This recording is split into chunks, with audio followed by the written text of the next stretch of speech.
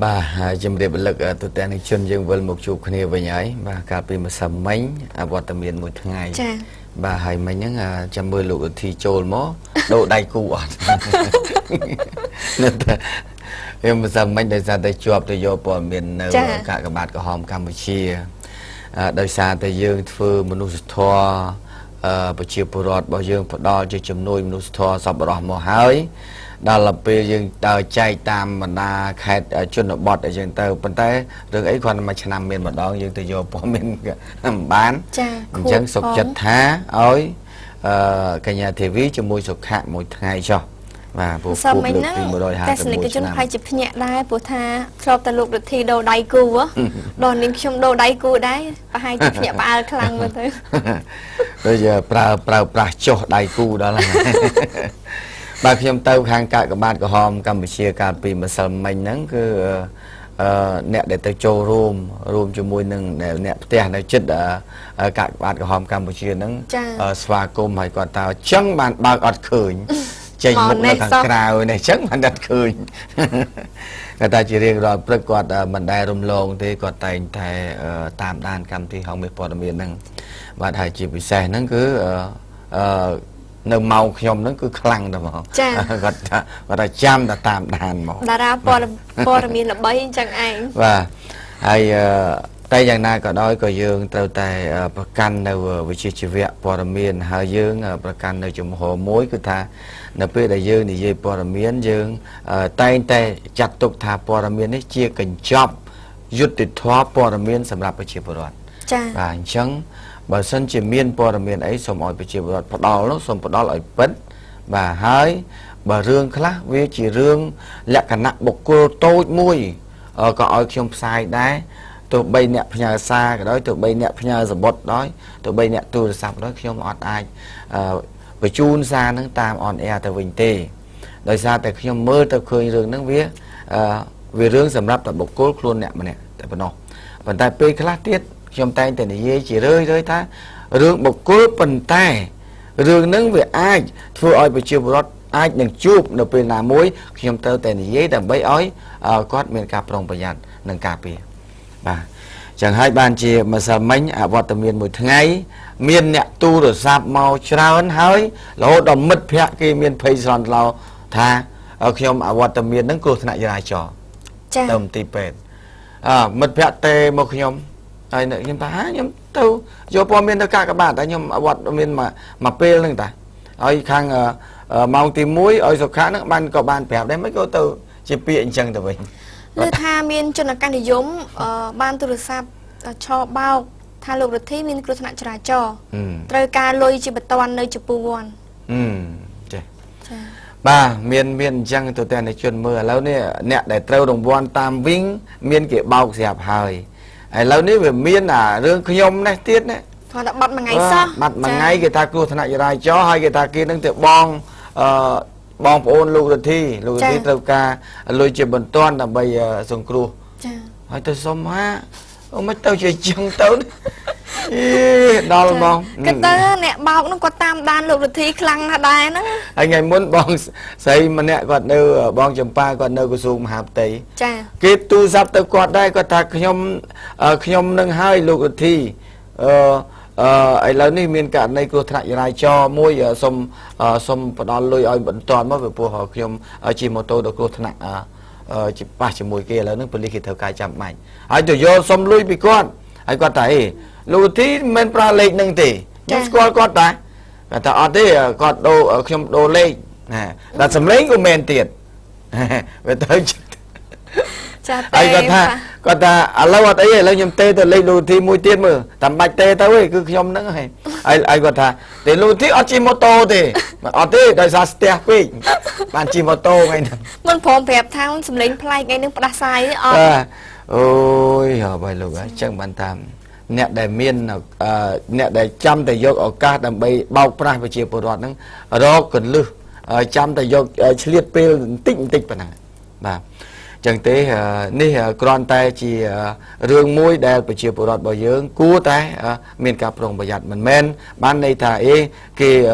គ្រាន់តែបាត់ខ្ញុំគ្រាន់តែគេអញ្ចឹងក៏និយាយមិនមែនទេដោយសារតែមានអ្នកគេត្រូវបោកអញ្ចឹង យកឈ្មោះទៅប្រើប្រាស់អញ្ចឹងឃើញគាត់ថាសំបីតាអាយដាមជាចន្ទោលោកជំទាវម៉ែនសំអនហើយនឹងអាយដាមហ៊ុនម៉ាណែតគេយកឈ្មោះទៅប្រើដើម្បីថាគេត្រូវចាប់បានរង្វាន់សម្រាប់លោកយាយចាស់ឃើញទេអ្នកនៅស្អាងអញ្ចឹងបាទអញ្ចឹងចេះតែមានហើយបាទតែឥឡូវយ៉ាងណាក៏ដោយខ្ញុំវិលត្រឡប់មកវិញហើយបាទអត់មានអីដែលត្រូវរឿងបោកតទៀតទេឥឡូវនេះវួននៅមានរឿងច្រើនប៉ុន្តែឥឡូវនេះចាប់ផ្ដើមចូលរឿងដំបូងតែម្ដងទៅពីព្រោះខ្ញុំមានរឿងច្រើនដែរនេះមានទាំងរឿងសារដែលត្រូវបកស្រាយទៅវិញហើយនឹងរឿងខ្លះត្រូវតភាគបាទប៉ុន្តែហើយរឿងខ្លះនៅតែវគ្គទី2ចាំខ្ញុំនិយាយតាក់ទងអំពីរឿងការវិវត្តនយោបាយនៅក្នុងទឹកដីប្រទេសថៃនោះតើយ៉ាងម៉េចនៅវគ្គទី2បាទតែឥឡូវឲ្យទៅខាង TV សិនបាទសូមជួយចាអរគុណរឿងដែលនាងខ្ញុំត្រូវជម្រាបជូនដំបូងនេះគឺនីតិហ៊ានម្នាក់ធ្លាក់ពីលើរថយន្តដឹកស្វាយបោកក្បាលស្លាប់ពេលបញ្ជូនទៅដល់មន្ទីរពេទ្យបរិមម្នាក់ជានាយទាហាននៅស្រុកស្រែខ្លងទៅបេះស្វាយពេញរថយន្តហើយអង្គុយលើរថយន្តតាក់ខ្សែភ្លើងធ្លាក់បោកក្បាលបានបញ្ជូនទៅដល់មន្ទីរពេទ្យព្រះកុសុមៈបានស្លាប់ហេតុការណ៍នេះកើតឡើងកាលពីវេលាម៉ោង 8:30 នាទីយប់ថ្ងៃទី 8 ខែឧសភានៅស្រែខ្លងខេត្តកំពង់ស្ពឺជនរងគ្រោះមានឈ្មោះផិនសុកភេទប្រុសអាយុ25ឆ្នាំជានាយទាហាននៅស្រុកស្រែខ្លងខេត្តកំពង់ស្ពឺណែមិនចូលស្រុកស្រែខ្លងវិញស្រុកភ្នំស្រួយនៅនឹងស្រែខ្លងឃើញគេដាក់ស្រែតើដឹងតែស្រែខ្លងស្រុកភ្នំស្រួយចាខេត្តកំពង់ស្ពឺមានស្រុកកំណើតនៅស្រុកកំពង់ត្រាចខេត្តកំពតប្រពន្ធព័ត៌មានពីសាច់ញាតិបានឲ្យដឹងថាមុនពេលកាត់ហេតុឈ្មោះផិនសុនពេលទំនេរពីការងារបានជិះរថយន្តទៅស៊ីឈ្នួលបេះស្វាយឲ្យគេពេញមួយរថយន្តបានជិះរថយន្តត្រឡប់ទៅវិញដោយអង្គុយលើស្វាយខណៈរថយន្តបើកចេញពីផ្លូវលំមកដល់ថ្នល់ជាតិស្រាប់តែអ្នកអង្គុយនៅលើរថយន្តនោះពាក់ខ្សែភ្លើងធ្វើឲ្យដាច់ផ្ងាធ្លាក់ចាផ្ងាក្រោយតែម្ដងរងរបួសដ៏ធ្ងន់ក៏ត្រូវបានបញ្ជូនទៅមន្ទីរពេទ្យព្រះកុសុមៈមកដល់មន្ទីរពេទ្យគ្រូពេទ្យបានប្រាប់ថាបានស្លាប់បាត់ទៅហើយសពត្រូវបានសាច់ញាតិដឹកយកទៅធ្វើបុណ្យនៅស្រុកកំណើតនៅស្រុកកំពង់ត្រាចខេត្តកំពតបាទស្រុកកំណើតរបស់គាត់នៅខាងកំពង់ត្រាចខេត្តកំពតចាហើយគ្រោះថ្នាក់នៅស្រែខ្លងហើយស្រែខ្លងហ្នឹងគឺជាទីតំបន់មួយរបស់ស្រែខ្លងប៉ុន្តែស្រុកភ្នំស្រួយខេត្តកំពង់ស្ពឺខេត្តកំពង់ស្ពឺព្រោះអ្នកនៅកំពង់ស្ពឺហើយរឿងអីមិនស្គាល់ស្រុកបាទមានកំពង់ស្ពឺមានស្រុកស្រែខ្លងប្រឡងមិនបានហ្នឹងហើយស្អកនោះដូចទៅកាកក្បាតក្រហមមួយថ្ងៃហ្នឹងមកស្អកបាទហើយសូមជម្រាបដែរកន្លងមកខ្ញុំធ្លាប់ជួបជាមួយនឹងក្រុមបងប្អូនរបស់យើងប្រជាពលរដ្ឋរបស់យើងដែលគាត់ឡានដឹកទំនិញខ្ពស់ជាក់ស្ដែងដូចជានៅក្រុងភ្នំពេញវាមានខ្សែភ្លើងខ្វែងខ្វាត់អញ្ចឹងបាទហើយគាត់ពេលដែលទំនិញដាក់ខ្ពស់ពីលើឡាននឹងហើយហៀឡើងលើហើយគាត់ទៅអង្គុយពីលើទំនិញនឹងទៀតបាទនេះហើយដែលជាការគ្រោះថ្នាក់បំផុតបាទអញ្ចឹងពេលដែលអង្គុយអត់បានមើលមុខពេលដែលឡានកំពុងតែទៅស្រាប់តែខ្សែភ្លើងឬក៏ខ្សែអីមួយនៅកាត់ផ្លូវវាអញ្ចឹងគ្រោះថ្នាក់អញ្ចឹងបាទអញ្ចឹងក្មួយយុវជនខ្លះដែលគាត់ធ្វើជាកម្មករលីសែងផ្សេងពេលដែលដឹកតាមរថយន្តដែលខ្ពស់គឺអ្នកត្រូវតែប្រយ័ត្នមើលតែនៅពេលដែលយើងអង្គុយលើទំនិញហ្នឹងហើយត្រូវតែមានការប្រុងប្រយ័ត្នខ្ពស់បាទមិនមែនអ្នកខ្លះពេលបានតែដេកនៅលើនឹងហើយដេកទៀតចាបាទដេកយ៉ាងស្រួលទៀតដល់ពេលទីបំផុតគ្រោះថ្នាក់អញ្ចឹងជាក់ស្ដែងដូចជាកាលមុនហ្នឹងនៅច្បារអំពៅឃើញទេពេលដែលកន្លែងឡានផ្លូវឡានដែលត្រូវកាច់ឡើងទៅស្ពានចាស់វិញមកស្ពានថ្មីរួចកាច់ទៅស្ពានចាស់វិញកន្លែងហ្នឹងវាកោងបត់កោងបត់អ្នកដែលអង្គុយលើហ្នឹងគាត់មិនមានការប្រុងប្រយ័ត្នទៅពេលគាត់ចាប់ដល់បត់លឿនចាក់ទៅធ្លាក់ទៅលើឡានទៅឡានខ្លួនឯងហ្នឹងជាអ្នកកិនតែម្ដងបាទអញ្ចឹងគ្រោះថ្នាក់វាអញ្ចឹងបាទអញ្ចឹងឲ្យមានការប្រុងប្រយ័ត្នគ្រប់ពេលវេលាចំពោះហានិភ័យផ្សេងឥឡូវសូមបន្តសាច់រឿងរបស់យើងបន្តទៅទៀតបងប្រុសរបស់តារាចម្រៀងឆាយវីរយុទ្ធលងខ្លួនចាញ់ល្បែងបរិមម្នាក់ដែលជាតន្ត្រីករដែលបានអះអាងថាខ្លួនជាបងប្រុសបង្កើតរបស់តារាចម្រៀងលោកឆាយវីរយុទ្ធក៏ចាញ់ល្បិចគេបោកប្រាស់ចាអត់ល្បិចទេគាត់នឹងអ្នកឆោបោកចាគេចោទថាគាត់ជាអ្នកឆោបោករបស់គេចាត្រូវបានស្ត្រីម្នាក់លួងលោមទៅប៉ុស្តិ៍នគរបាលបឹងទំពុនប្រឹងចោទពីបទឆោបោកប្រាក់ជិត$5,000កាលពីវេលាម៉ោង 9:30 នាទីយប់ថ្ងៃទី 8 ខែឧសភាគាត់ខ្លួនបាននៅចំណុចមហាវិថីកម្ពុជាក្រោមក្នុងហាងអ៊ីនធឺណិត CX Net សង្កាត់ផ្សារដេប៉ូ2ខណ្ឌទួលគោកស្ត្រីរងគ្រោះឈ្មោះសេងច័ន្ទស៊ីណាអាយុ27ឆ្នាំជាតារាចម្រៀងស្នាក់នៅផ្ទះ លេខ27ផ្លូវលេខ83 BT ភូមិចម្រើនផលសង្កាត់បឹងទំពុនខណ្ឌមានជ័យបានឲ្យដឹងថាកាលពីថ្ងៃទី21ខែមេសាឆ្នាំ2014កន្លងមកនេះឈ្មោះឆាយពៅភេទប្រុសអាយុ35ឆ្នាំជាអ្នកលេងភ្លេងស្នាក់នៅភូមិស្លែងរលើងសង្កាត់ទឹកថ្លាខណ្ឌសែនសុខត្រូវជាបងប្រុសរបស់តារាចម្រៀងឆាយវីរយុទ្ធបានទៅជួលអកមួយគ្រឿងម៉ាក S910 មានតម្លៃ$2100ជួលក្នុងមួយថ្ងៃ$20លុះរំរងបាន2ថ្ងៃក្រោយមកនៅថ្ងៃទី23ខែមេសាបានទៅជួលអកមួយគ្រឿងទៀតម៉ាក S950 ដែលមានតម្លៃ$2300ជួលក្នុងមួយថ្ងៃ$25ប្រពន្ធដដែលបន្តទៀតថាខណៈដែលជួលបានពី3ថ្ងៃដំបូងជនឆបោកបានឲ្យប្រាក់និងថ្លៃឈ្នួលត្រឹមត្រូវបន្ទាប់មកទៀតគឺបាត់មុខរហូតលែងឃើញទាំងអកនិងលុយជួលធ្វើឲ្យស្ត្រីជាម្ចាស់អកតាមស៊ើបសួរដឹងថាជនខាងលើចូលទៅលេងហ្គេមនៅហាងអ៊ីនធឺណិតខាងលើកាលពីយប់ថ្ងៃទី8ខែឧសភាជនរងគ្រោះបានទៅរកជនឆបោកឃើញនៅក្នុងហាងអ៊ីនធឺណិតក៏និយាយសាកសួរប្រាប់ថាលក់អកនោះអស់ហើយស្ត្រីជាម្ចាស់អកនិយាយលួងលោមហៅទៅជប់លៀងជុំគ្នាក៏ឡើងជិះរថយន្តជាមួយគ្នានាំយកទៅប៉ុស្តិ៍នគរបាលបឹងទំពុនចាដែលជនរងគ្រោះបានដាក់ពាក្យបណ្ដឹងតាំងពីថ្ងៃបាត់ដំណឹងរហូតមកឲ្យសមត្ថកិច្ចជួយចាត់វិធានការបើតាមការឲ្យដឹងពីជនជាប់ចោទថាឆបោកបានអះអាងថារូបគាត់ជាបងប្រុសបង្កើតរបស់តារាចម្រៀងឆាយវីរយុទ្ធដែលកាលពីមុនគាត់ជាមនុស្សមានមុខមានមាត់ក្នុងសង្គមម្នាក់ដែរប៉ុន្តែគាត់លងខ្លួននឹងលបែងនៅ Nagavel ចាញ់អស់ប្រាក់ទើបជួលអស់យកទៅលក់អស់បែបនេះបាទឥឡូវអើវាសមហើយកាលណាបើយើងប្រព្រឹត្តនៅអញ្ចឹងយករបស់គេយើងដឹងហើយតាអាហ្នឹងជារបស់ណាគេចាអកហ្នឹងជារបស់គេយើងធ្លាប់ជួលដល់ពេលនេះឯងយ៉ាងម៉េចយករឿងលបែងស៊ីសងមកយករបស់គេទៅលក់អាហ្នឹងវាទៅតែមានទោសអញ្ចឹងហើយបាទអញ្ចឹងមិនដឹងជាណាជួយណាទៅបីប្អូនអីវិរៈយុទ្ធជាអ្នកចម្រៀងគាត់អ្នកចម្រៀងហើយបាទគាត់មែនគាត់ជាខ្សែស្រឡាយប៉ុន្តែធម្មតាទេជាងបុគ្គលដាក់តម្លៃពីគ្នាប្អូនគឺប្អូនបងគឺបងប៉ុន្តែទង្វើដែលខ្លួនធ្វើអ្នកឯងទៅទទួលបាទរឿងប្អូនគឺអត់មានពាក់ព័ន្ធអាហ្នឹងគាត់ថាវាខ្សែស្រឡាយតែប៉ុណ្្នឹងឯងចាបាទអញ្ចឹងទេផ្លូវច្បាប់គឺអ្នកឆោបបោកគេរបស់អកប្រើប្រាស់អ្នកឯងធ្លាប់តែជួលប្រចាំថ្ងៃហេតុអីបានជាយករបស់គេទៅលក់ដឹងតានឹងរបស់គេហើយតាបាទឥឡូវទោសទណ្ឌវាមិនខុសទេបាទយើងជួយធ្វើម៉េចទេបាទឥឡូវនេះបើសិនជាជាប់ចាស់សំទោសឥឡូវនេះបើសិនជាចាប់គាត់ដាក់គុកក៏គាត់អត់មានលុយសងដែរមានតែចាឲ្យគាត់ទូរស័ព្ទហៅក្រុមគ្រួសារមកជួយធានានិងធ្វើកិច្ចសន្យាសងថ្លៃអកទាំងពីរគ្រឿងនិងសងជំងឺចិត្តចំនួន$500រយៈពេល20ថ្ងៃទៀតទើបសមត្ថកិច្ចដោះលែងឲ្យត្រឡប់ទៅផ្ទះវិញឥឡូវឲ្យទៅផ្ទះនៅទេគាត់សន្យាសងចាអញ្ចឹងបានន័យថាគាត់សន្យាថា20ថ្ងៃទៀតនឹងសងជំងឺចិត្តនឹងសងលុយថ្លៃអកនឹងអញ្ចឹងបានន័យថាឥឡូវនេះនៅស្ថិតក្នុងការគុំខ្លួនឡើងប្រហែលសរុបទាំងអស់20ថ្ងៃសរុបទាំងអស់ទឹកប្រាក់ប្រហែលជា$5,000អូខេបាទអញ្ចឹងបើសិនជាបណ្ដឹងនេះមិនទាន់ទៅដល់តុលាការទេអញ្ចឹងគាត់អាចបញ្ចប់នៅការសងទូទាត់គេនៅកន្លែងប៉ូលីសបានប៉ុន្តែបើនិយាយពីករណីឆបោកអ្នកឯងសងក៏នៅជាប់ដែរបាទអញ្ចឹងវាចង់សំដៅទៅលើថាបើអ្នកឯងមានបំណងចេតនាមិនចង់បោកឆបោកគេអ្នកឯងមិនត្រូវយករបស់គេទៅលក់ទេចា៎បាទបញ្ហាទី2អ្នកឯងទទួលពាក្យថាសងគេវិញនេះដោយសារតែពេលនេះគេចាប់អ្នកឯងបើសិនជាគេអត់ចាប់បានអ្នកឯងនៅតែមិនសងគេដែរអញ្ចឹងគេសំណងជំងឺចិត្តគេត្រូវឲ្យអ្នកឯងជាប់គុកអាហ្នឹងគឺរឿងត្រឹមត្រូវបាទអាហ្នឹងយើងនិយាយអញ្ចឹងកុំឲ្យគិតថាអញសងហើយមិនក៏នៅជាប់គុកទេចុះកាលពីគេមិនទាន់ចាប់មិនក៏មិនសងអាហ្នឹងវាត្រូវអញ្ចឹងអាហ្នឹងយើងអត់មានទៅនិយាយកាន់ជើងអ្នកខូចអ្នកកាន់ជើងអ្នកល្អមកយើងនិយាយមករឿងត្រូវចា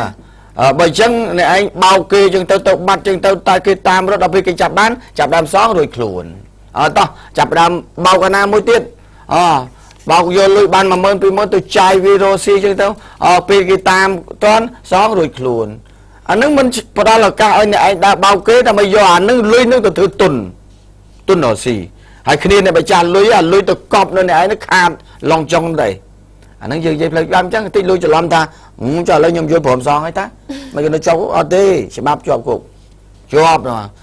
ហែលខែប្រហែលឆ្នាំអានឹងទៅយោងតាមមាត្រាទៅដូចកំណាបើលោករដ្ឋាភិបាលតែនិយាយណាស្អី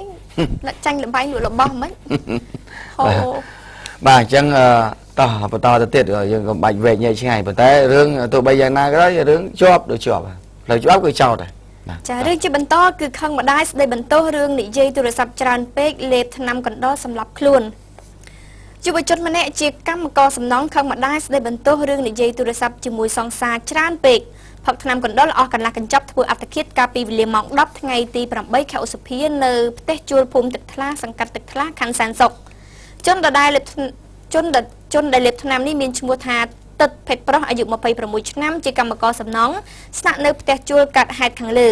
ប្រពន្ធព័ត៌មានពីមិត្តភ័ក្តិដែលជួនទៅព្យាបាលនៅមន្ទីរពេទ្យឲ្យដឹងថាខណៈចេញពីធ្វើការសំណង់ឈ្មោះទឹកបានទៅផឹកស្រាបៀរជាមួយមិត្តភ័ក្តិអស់ចំនួន 2 កំប៉ុង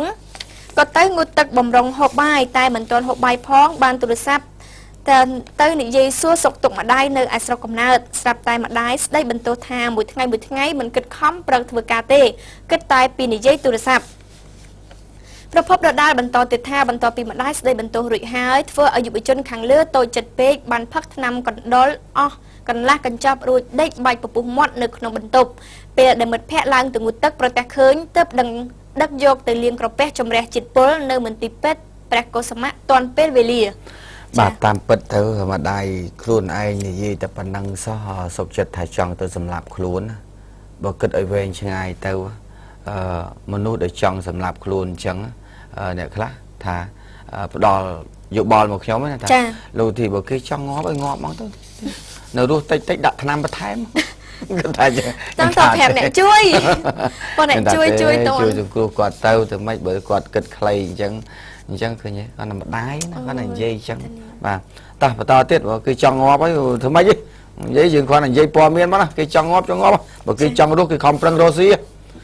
នារីម្នាក់បាយថ្នាំចាអង្គុយនិយាយម្នាក់ឯងនៅក្នុងមន្ទីរពេទ្យព្រះកុសមៈចាមន្ទីរពេទ្យព្រះកុសមៈល្បីដល់ហើយមករយៈនេះមានមុខរហូតនារីវ័យក្មេងសាច់សខ្ចីរូបស្រស់ម្នាក់ប្រើប្រាស់ថ្នាំញៀនលើសចំណុះរហូតដល់បាយថ្នាំដើរចូលទៅអង្គុយលើបងក្នុងមន្ទីរពេទ្យព្រះកុសមៈនិយាយតែម្នាក់ឯងដូចមនុស្សវិកលចរិតកាលពីវេលាម៉ោង 2:30 នាទីរំលងអត្រាតឈានចូលថ្ងៃទី 9 ខែឧសភាសាក់សីឃើញហេតុការណ៍បានដឹងថានៅវេលាម៉ោងខាងលើប្រទះឃើញនារីវ័យក្មេងម្នាក់ដើរចូលទៅក្នុងមន្ទីរពេទ្យព្រះកុសមៈអង្គុយនៅលើបងនិយាយតែម្នាក់ឯងពេលដែលសាក់សួរនាងប្រាប់ថាឈ្មោះអុកចិន្តាអាយុ 20 ឆ្នាំមុខរបរស្នាក់នៅមិនពិតប្រាកដចាមុខរបរនៅស្នាក់នៅមិនពិតប្រាកដនារីរូបស្រស់នោះបានប្រាប់ទៀតថានាងទើបតែមកពីជក់ថ្នាំនៅភូមិត្រពាំងឈូកចាប្រាប់ថងហ្មងមិនលាក់អីហ្នឹងហើយខណៈដែលគេឃើញនាងដើរចូលទៅអង្គុយលើបងនៅក្នុងមន្ទីរពេទ្យព្រះកុសមៈនិយាយបបាច់បបោចតែម្នាក់ឯងបានបន្តិចស្រាប់តែមានបរិមម្នាក់ដែលអាងថាជាសង្សារបានដើរទៅតាមហៅឲ្យត្រឡប់ទៅផ្ទះវិញតែនាងមិនព្រមទៅទេបរិះរូបនោះក៏ឡើងជិះម៉ូតូដប់ចាចេញទៅបាត់ទៅទុកឲ្យនាងនៅតែអង្គុយបន្តនិយាយដដែលទៀតនិយាយម្នាក់ឯងទៅបាទបាយថ្នាំបាទតើទៀតចាមិញនេះនារីបាយថ្នាំឥឡូវនេះដល់បរិះបាយថ្នាំវិញម្ដងមែនបរិះបាយពងខ្ញុំមិនដឹងទេខាងនាងបាយថ្នាំខាងបរិះបាយពងដល់បាយពងទីអីអត់បញ្ជាក់នាងខ្ញុំភ័យបាទអញ្ចឹងបានថ្ងៃម្សិលមិញថ្ងៃខ្ញុំជួបជាមួយមិត្តភ័ក្តិក្រុមសមត្ថកិច្ចដែលធ្វើពិធីជប់លៀងចូលឆ្នាំនៅPM ក្រុងណាគាត់ទៅពេលជួបមុខខ្ញុំបាទជួបមុខខ្ញុំគាត់ថាថ្ងៃមុននោះនិយាយពីរឿងអ្នកផឹកប្រមាណ4ក្រុមបាទអាផឹកដាច់ងាប់ផឹកបបាច់បបោចគេទះកភ្លៀងផឹកដាច់បោចបោកកែវជាប់គុកដល់ផឹករត់បានផ្កាយ2ឥឡូវគេថែមគេថាឥឡូវថែមសុំថែមមួយទៀតឥឡូវអាអ្នកផឹករត់ដែលអាផ្កាយ2ហ្នឹងងាប់បាត់ហើយមិនចឹងផ្កាយ2ងាប់បាត់ហ្នឹងផឹករត់ម្ដងហ្នឹងផឹករត់ឆ្លងផ្លូវឡានបុករត់ញ៉ាំផ្សេងមើលផ្លូវឥឡូវហ្នឹងឥឡូវគាត់ប្រាប់ថាផ្កាយ2ហ្នឹងងាប់បាត់ហើយហ្នឹងមិនបកកាយរត់2រត់ឆ្លងផ្លូវដល់ហ្នឹងឡានបុកប្រយគាត់អាងតែគាត់រត់ស្ទាត់ទៅភ្លេចមើលឡានបាទបន្តទៀតបរិះម្នាក់បាយថ្នាំអុកឡុកនៅស្តុបត្រសក់ផ្អែមចាបាទបរិះម្នាក់សង្ស័យថាបាយថ្នាំបាយក្បាលហូរឈាមប្រឡាក់ពេញអាវ កាន់ប៉ាល់នៅក្នុងដៃដាក់អុកឡុកនៅត្រង់ចំណុចស្តុបទៅសក់ផ្អែមកាលតាមមហាវិថីព្រះសីហនុសង្កាត់ចតុមុខខណ្ឌដូនពេញកាលពីវេលាម៉ោង 8 យប់ថ្ងៃទី 8 ខែឧសភាអ្នកឃើញហេតុការណ៍ខាងលើបានឲ្យដឹងថាមុនពេលកាត់ហេតុបរិសម្នាក់ដែលបីក្បាលហូចឈាមប្រឡាក់ពេញអាវមិនដឹងថាត្រូវនរណាវាយរងរបួសឬក៏ត្រូវរបួសដោយសារអ្វីនោះទេបានដើរមកដល់ចំណុចខាងលើដើរចូលទៅយកប៉ែលនៅក្នុងការដ្ឋានជួសជុលបណ្ដាញលូទឹកយកមកកាន់ច្រងេងច្រងាងឲ្យតែឃើញនរណាដើរកាត់ចោលថាជាអ្នកវាយរូបគាត់ឲ្យបែកក្បាលទាំងអស់មិនមាននរណាម្នាក់ហ៊ានចូលទៅចិត្តទេសូម្បីតែបរិសម្នាក់កាន់ទូរស័ព្ទ Nokia N7 សោះហ្នឹងលើកនិយាយចាស់ក៏ត្រូវបរិសនោះហាមឃាត់ថាមិនឲ្យថតទូគាត់ចា N7 មានកាមេរ៉ាណាមិនចេះតែលើកចុចទៅបាញ់ភ្លើងអី7មានភ្លើងបាញ់ឆ្វាច់កាមេរ៉ាសុវត្ថិភាពភ្លើងហ្វាចាដោយសារតែបរិសខាងលើបង្កភាពអុកឡុកខ្លាំងពេកទៅប្រជាពលរដ្ឋរាយការណ៍រឿងនេះទៅឲ្យសមត្ថកិច្ចចុះមកដល់ជួយនិយាយលួងលោមទៅប្រគល់ប៉ែនោះទៅឲ្យសមត្ថកិច្ចវិញដើម្បីកុំឲ្យបាត់បង់សណ្ដាប់ធ្នាប់សាធារណៈសមត្ថកិច្ចបាននាំយកទៅប៉ុស្តិ៍ចតុមុខដែលប្រាប់ថាទៅប្តឹងក៏ត្រូវបរិសរូបនោះប្រាប់ថាគេមិនខ្លាចទេបើមិនហើយក៏មិនបាច់ចាប់គេដែរទុកឲ្យគេឡើងជិះម៉ូតូទៅដោយខ្លួនឯងចាអត់ដឹងថាណាវាយអត់ដឹងថាអ្នកណាវាយគាត់មកពីណាទេប៉ុន្តែឃើញតែគេលីប៉ែលគាត់មកដល់កន្លែងហ្នឹងគឺគាត់បានកាន់ប៉ែចំណេញឆ្ងាយទៅហើយអាមកប៉ែលអាមកប៉ែលឥឡូវបាទតើទៀតវែងរឿងនេះរឿងច្រើនផងចេញពីផឹកទឹកថ្នោតជូរត្រូវជន់ដៃដល់គប់នឹងដុំថ្មរងរបួសធ្ងន់ម្នាក់យុវជន2នាក់ចេញពីផឹកទឹកថ្នោតជូរជិះម៉ូតូត្រឡប់ទៅផ្ទះវិញត្រូវជន់ដៃដល់គប់នឹងដុំថ្មធ្វើឲ្យបែកក្បាលហូរឈាមតាមត្រចៀកតាមផ្លូវមងរទ្ធីកែងផ្លូវលេខ598ក្នុងភូមិទួលគោកសង្កាត់ទួលសង្កែខណ្ឌឫស្សីកែវប្រពន្ធព័ត៌មានបានដឹងថាមុនពេលកាត់ហេតុជនរងគ្រោះជិះម៉ូតូសុយសុគីនិចពណ៌បៃតងលីសជិះគ្នា2នាក់ទើបនឹងចេញពីផឹកទឹកថ្នោតជូរនៅមុខស្ថានីយ៍ប្រេងឥន្ធនៈតេឡាធ្វើដំណើរតាមផ្លូវមងរទ្ធីពីជើងទៅត្បូងមកដល់ចំណុចខាងលើស្រាប់តែមានជនដៃដល់2នាក់ជិះម៉ូតូមកតាមក្រោយបានគប់នឹងដុំថ្មធ្វើឲ្យអ្នកបើកម៉ូតូឃើញ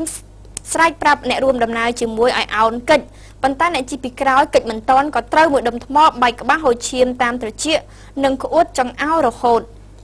ចំណែកឯអ្នកបើកម៉ូតូមិនមានរងរបួសទេរីឯជនដៃដល់បានរត់គេចខ្លួនបាត់ស្រមោលគប់រឿងស្អីហ្នឹងហើយក្រោយពីការហេតុជនរងគ្រោះមានឈ្មោះហែមចិន្តាភេទប្រុសអាយុ24ឆ្នាំជាកម្មកររោងចក្រស្នាក់នៅសង្កាត់បឹងកក់ទី1ខណ្ឌទួលគោកត្រូវបានទូរស័ព្ទហៅសាច់ញាតិដឹកយកទៅព្យាបាលនៅមន្ទីរពេទ្យព្រះកុសុមៈចាអូយគាត់ត្រូវនេះត្រូវខ្លាំងទៅឈាមហ្មងណាគប់នេះគប់មិនថ្មដុំថ្មទូទៀតដុំថ្មធំហ្នឹងហើយធំតូចមិនទៅដល់ថ្នាក់ហ្នឹងចាបាទនេះទៅតែនេះជនមិនដឹងជាគប់រឿងអីមិនអត់មានឆ្លោះគ្នាណាអត់បាននិយាយលំអត់ទេគ្រាន់តែថាពេលដែលគាត់ផឹកទឹកថ្នោតជូរពីអ្នកមិត្តភក្តិគាត់ហ្នឹងគាត់ជិះចេញមកវិញគឺជួបជនដៃដល់តាមផ្លូវតែម្ដងអូខេបាទអរគុណទៅតែនេះជនរឿងចេះតែមានណារឿងខ្លះទៅដឹងរឿងរ៉ាវកើតឡើងរឿងខ្លះទៀតទៅអត់ដឹងទេដឹងមកកណាត់ដឹងតែបែកក្បាលទៅហើយរឿងខ្លះទៀតដឹងតែម៉ាលីប៉ែលហ្មងដឹងរឿងឆ្លោះជាមួយពីណាឃើញទេមិញឥឡូវនេះដឹងតែបែកក្បាលបានដឹងថាដឹងឆ្លោះជាមួយពីណាដឹងរឿងអីដូចមិញលីប៉ែលមកឈាមហូរក៏ខ្លាក់វិញខ្លួនមិនដឹងឆ្លោះជាមួយពីណាឃើញតែប៉ែលមកបាទហើយចុងក្រោយនេះសូមជម្រាបបន្ថែមដោយសារតែមានប្រិមិត្តរបស់យើងសួរអ្នកដែលមិនបានមើលចេះថាលោកនាងអ្នកនាងសៃឡាទៅណាហើយបាទប្រាប់ម្ដងហើយម្ដងទៀតឥឡូវអ្នកដែលមិនបានមើលគាត់ចេះតែចង់ដឹងខ្ញុំថាគេការហើយនាងការហើយរៀបការបានគ្រួសារគាត់អានិកជនខ្មែរនៅតិចសាសសហរដ្ឋអាមេរិកបាទហើយដល់ពេលខ្ញុំតិចទៀតហ្នឹងចិត្តរៀបការដែរហើយរៀបការទៅនេះទៅប៉ាគីស្ថានស្អីនៅទៅរ៉ូស៊ីអីនៅខាងហ្នឹងចុះបើគេយកទៅធ្វើម៉េចហើយធីវីព្រមណាទៅព្រមណាព្រមហើយយល់ព្រមហើយបែបជាបរិវត្តលេខបាននិយាយនៅសប្តាហ៍ទី3ហើយធីវីត្រូវទៅបានគ្រួសារទៅសេរីលង្កាហើយសេរីលង្កាហ្នឹងគឺជាកន្លែងដែលព្រះត្រាស់នៅសេរីលង្កាបាទអញ្ចឹងទៅបួសជាជីចាអូយអត់ទៅទេបាទទៅចិត្តនៅហ្នឹងណានៅនឹងសិនបាទនិយាយលេងទៅតែនេះជួយខ្ញុំណាទៅណាយកទៅក្រៅណា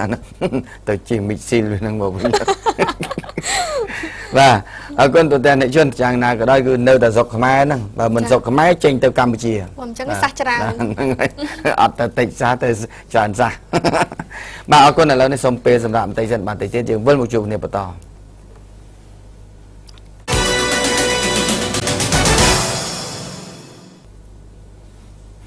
bài trường vân một chục này bờ to tuyệt vời mật bản vẽ bờ to này xong bằng vài rằm tụi tên này chuyên nghĩa từ mưa bánh hà prom đen được bỏ dươngនៅខាង ព្រះវិហារ នោះវិញបាទដោយសារតែ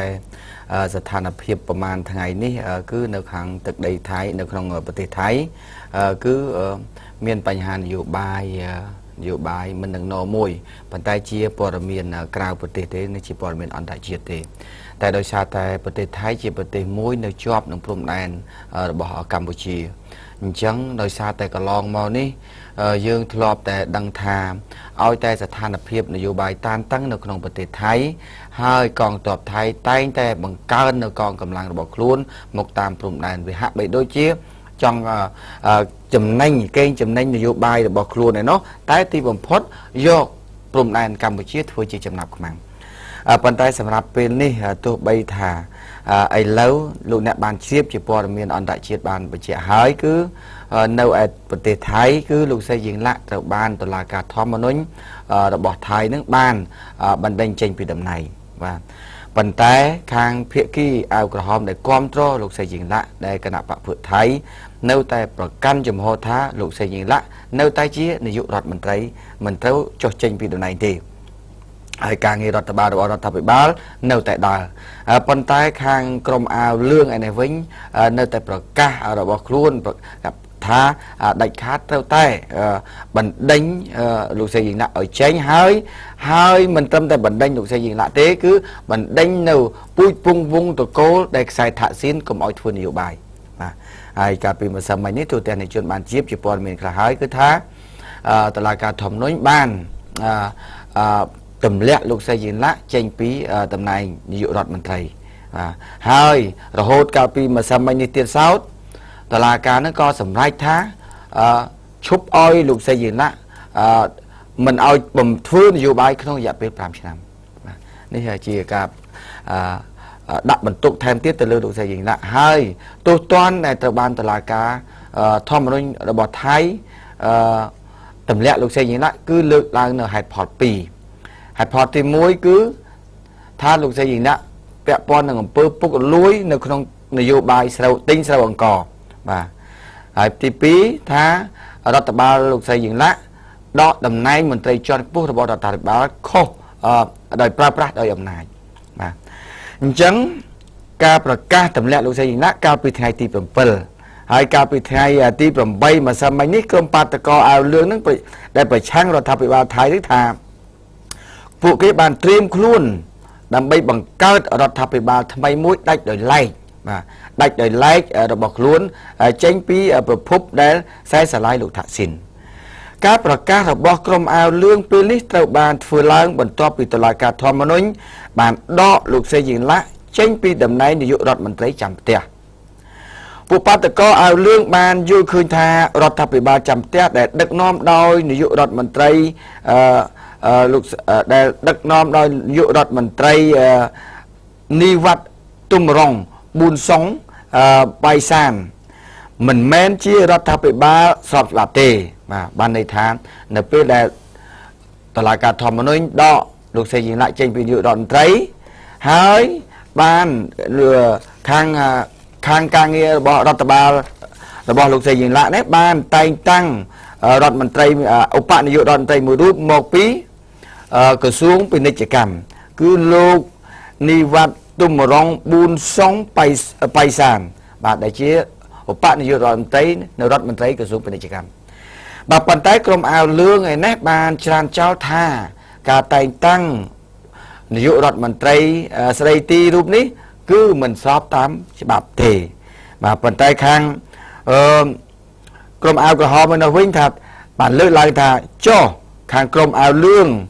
ដែលតុលាការដែលគ្រប់គ្រងដោយខាងតុលាការធម្មនុញ្ញនេះតែស្របច្បាប់ដែរទេដែលទម្លាក់នាយករដ្ឋមន្ត្រី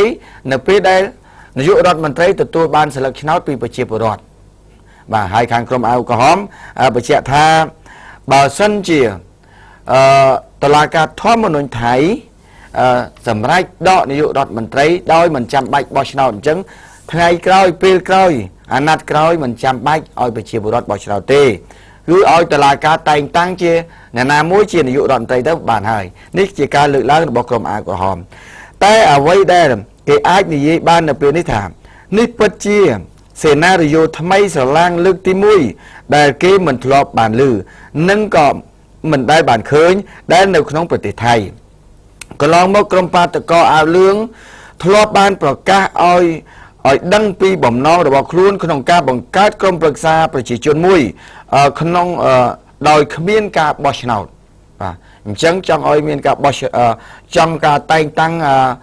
ជារដ្ឋបាលមួយគឺហៅថាក្រុមប្រឹក្សាប្រជាជនដោយមិនចាំបាច់បោះឆ្នោតបាទហើយដោយគ្មានការបោះឆ្នោតនៅពេលនោះខាងគណៈបកខាងក្រុមអាវលឿងឯណោះគឺគាត់មានបំណងមួយគឺថាចង់ឲ្យខ្សែស្រឡាយលោកថាក់ស៊ីនកុំឲ្យដើរតួជានយោបាយតទៅទៀតបាទនេះជាបំណងរបស់ខាងក្រុមអាវលឿងតែបំណងនេះត្រូវបានទទួលការប្រឆាំងយ៉ាងដាច់អហង្ការពីសំណាក់គណៈបកភឿថៃគឺវាផ្ទុយទាំងស្រុងនឹងច្បាប់ធម្មនុញ្ញថៃដែលបានការប្រណិប័តនិងការគោរពរបស់ប្រជាពលរដ្ឋថៃជារៀងរាល់ថ្ងៃក្រុមអ្នកវិភាគវិបត្តិនយោបាយថៃបានយល់ឃើញថាសេណារីយ៉ូរបស់ក្រុមអាវលឿងដែលត្រៀមបង្កើតរដ្ឋាភិបាលថ្មីដាច់ដោយឡែករបស់ខ្លួនគឺជាសេណារីយ៉ូមួយដែលមិនគួរនឹងធ្វើព្រោះវានឹងបង្កើតឲ្យមានគ្រោះហានិភ័យតែកាន់តែធ្ងន់ធ្ងរបន្ថែមទៀត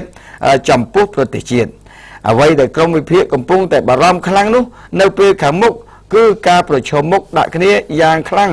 ដោយដែលគេធ្លាប់បានឃើញកន្លងមករវាងក្រុមបាតកោអាវលឿងនិងក្រុមបាតកោអាវក្រហមហើយសូមរំលឹកថានៅថ្ងៃពុធកាលពីថ្ងៃទី7ឧសភា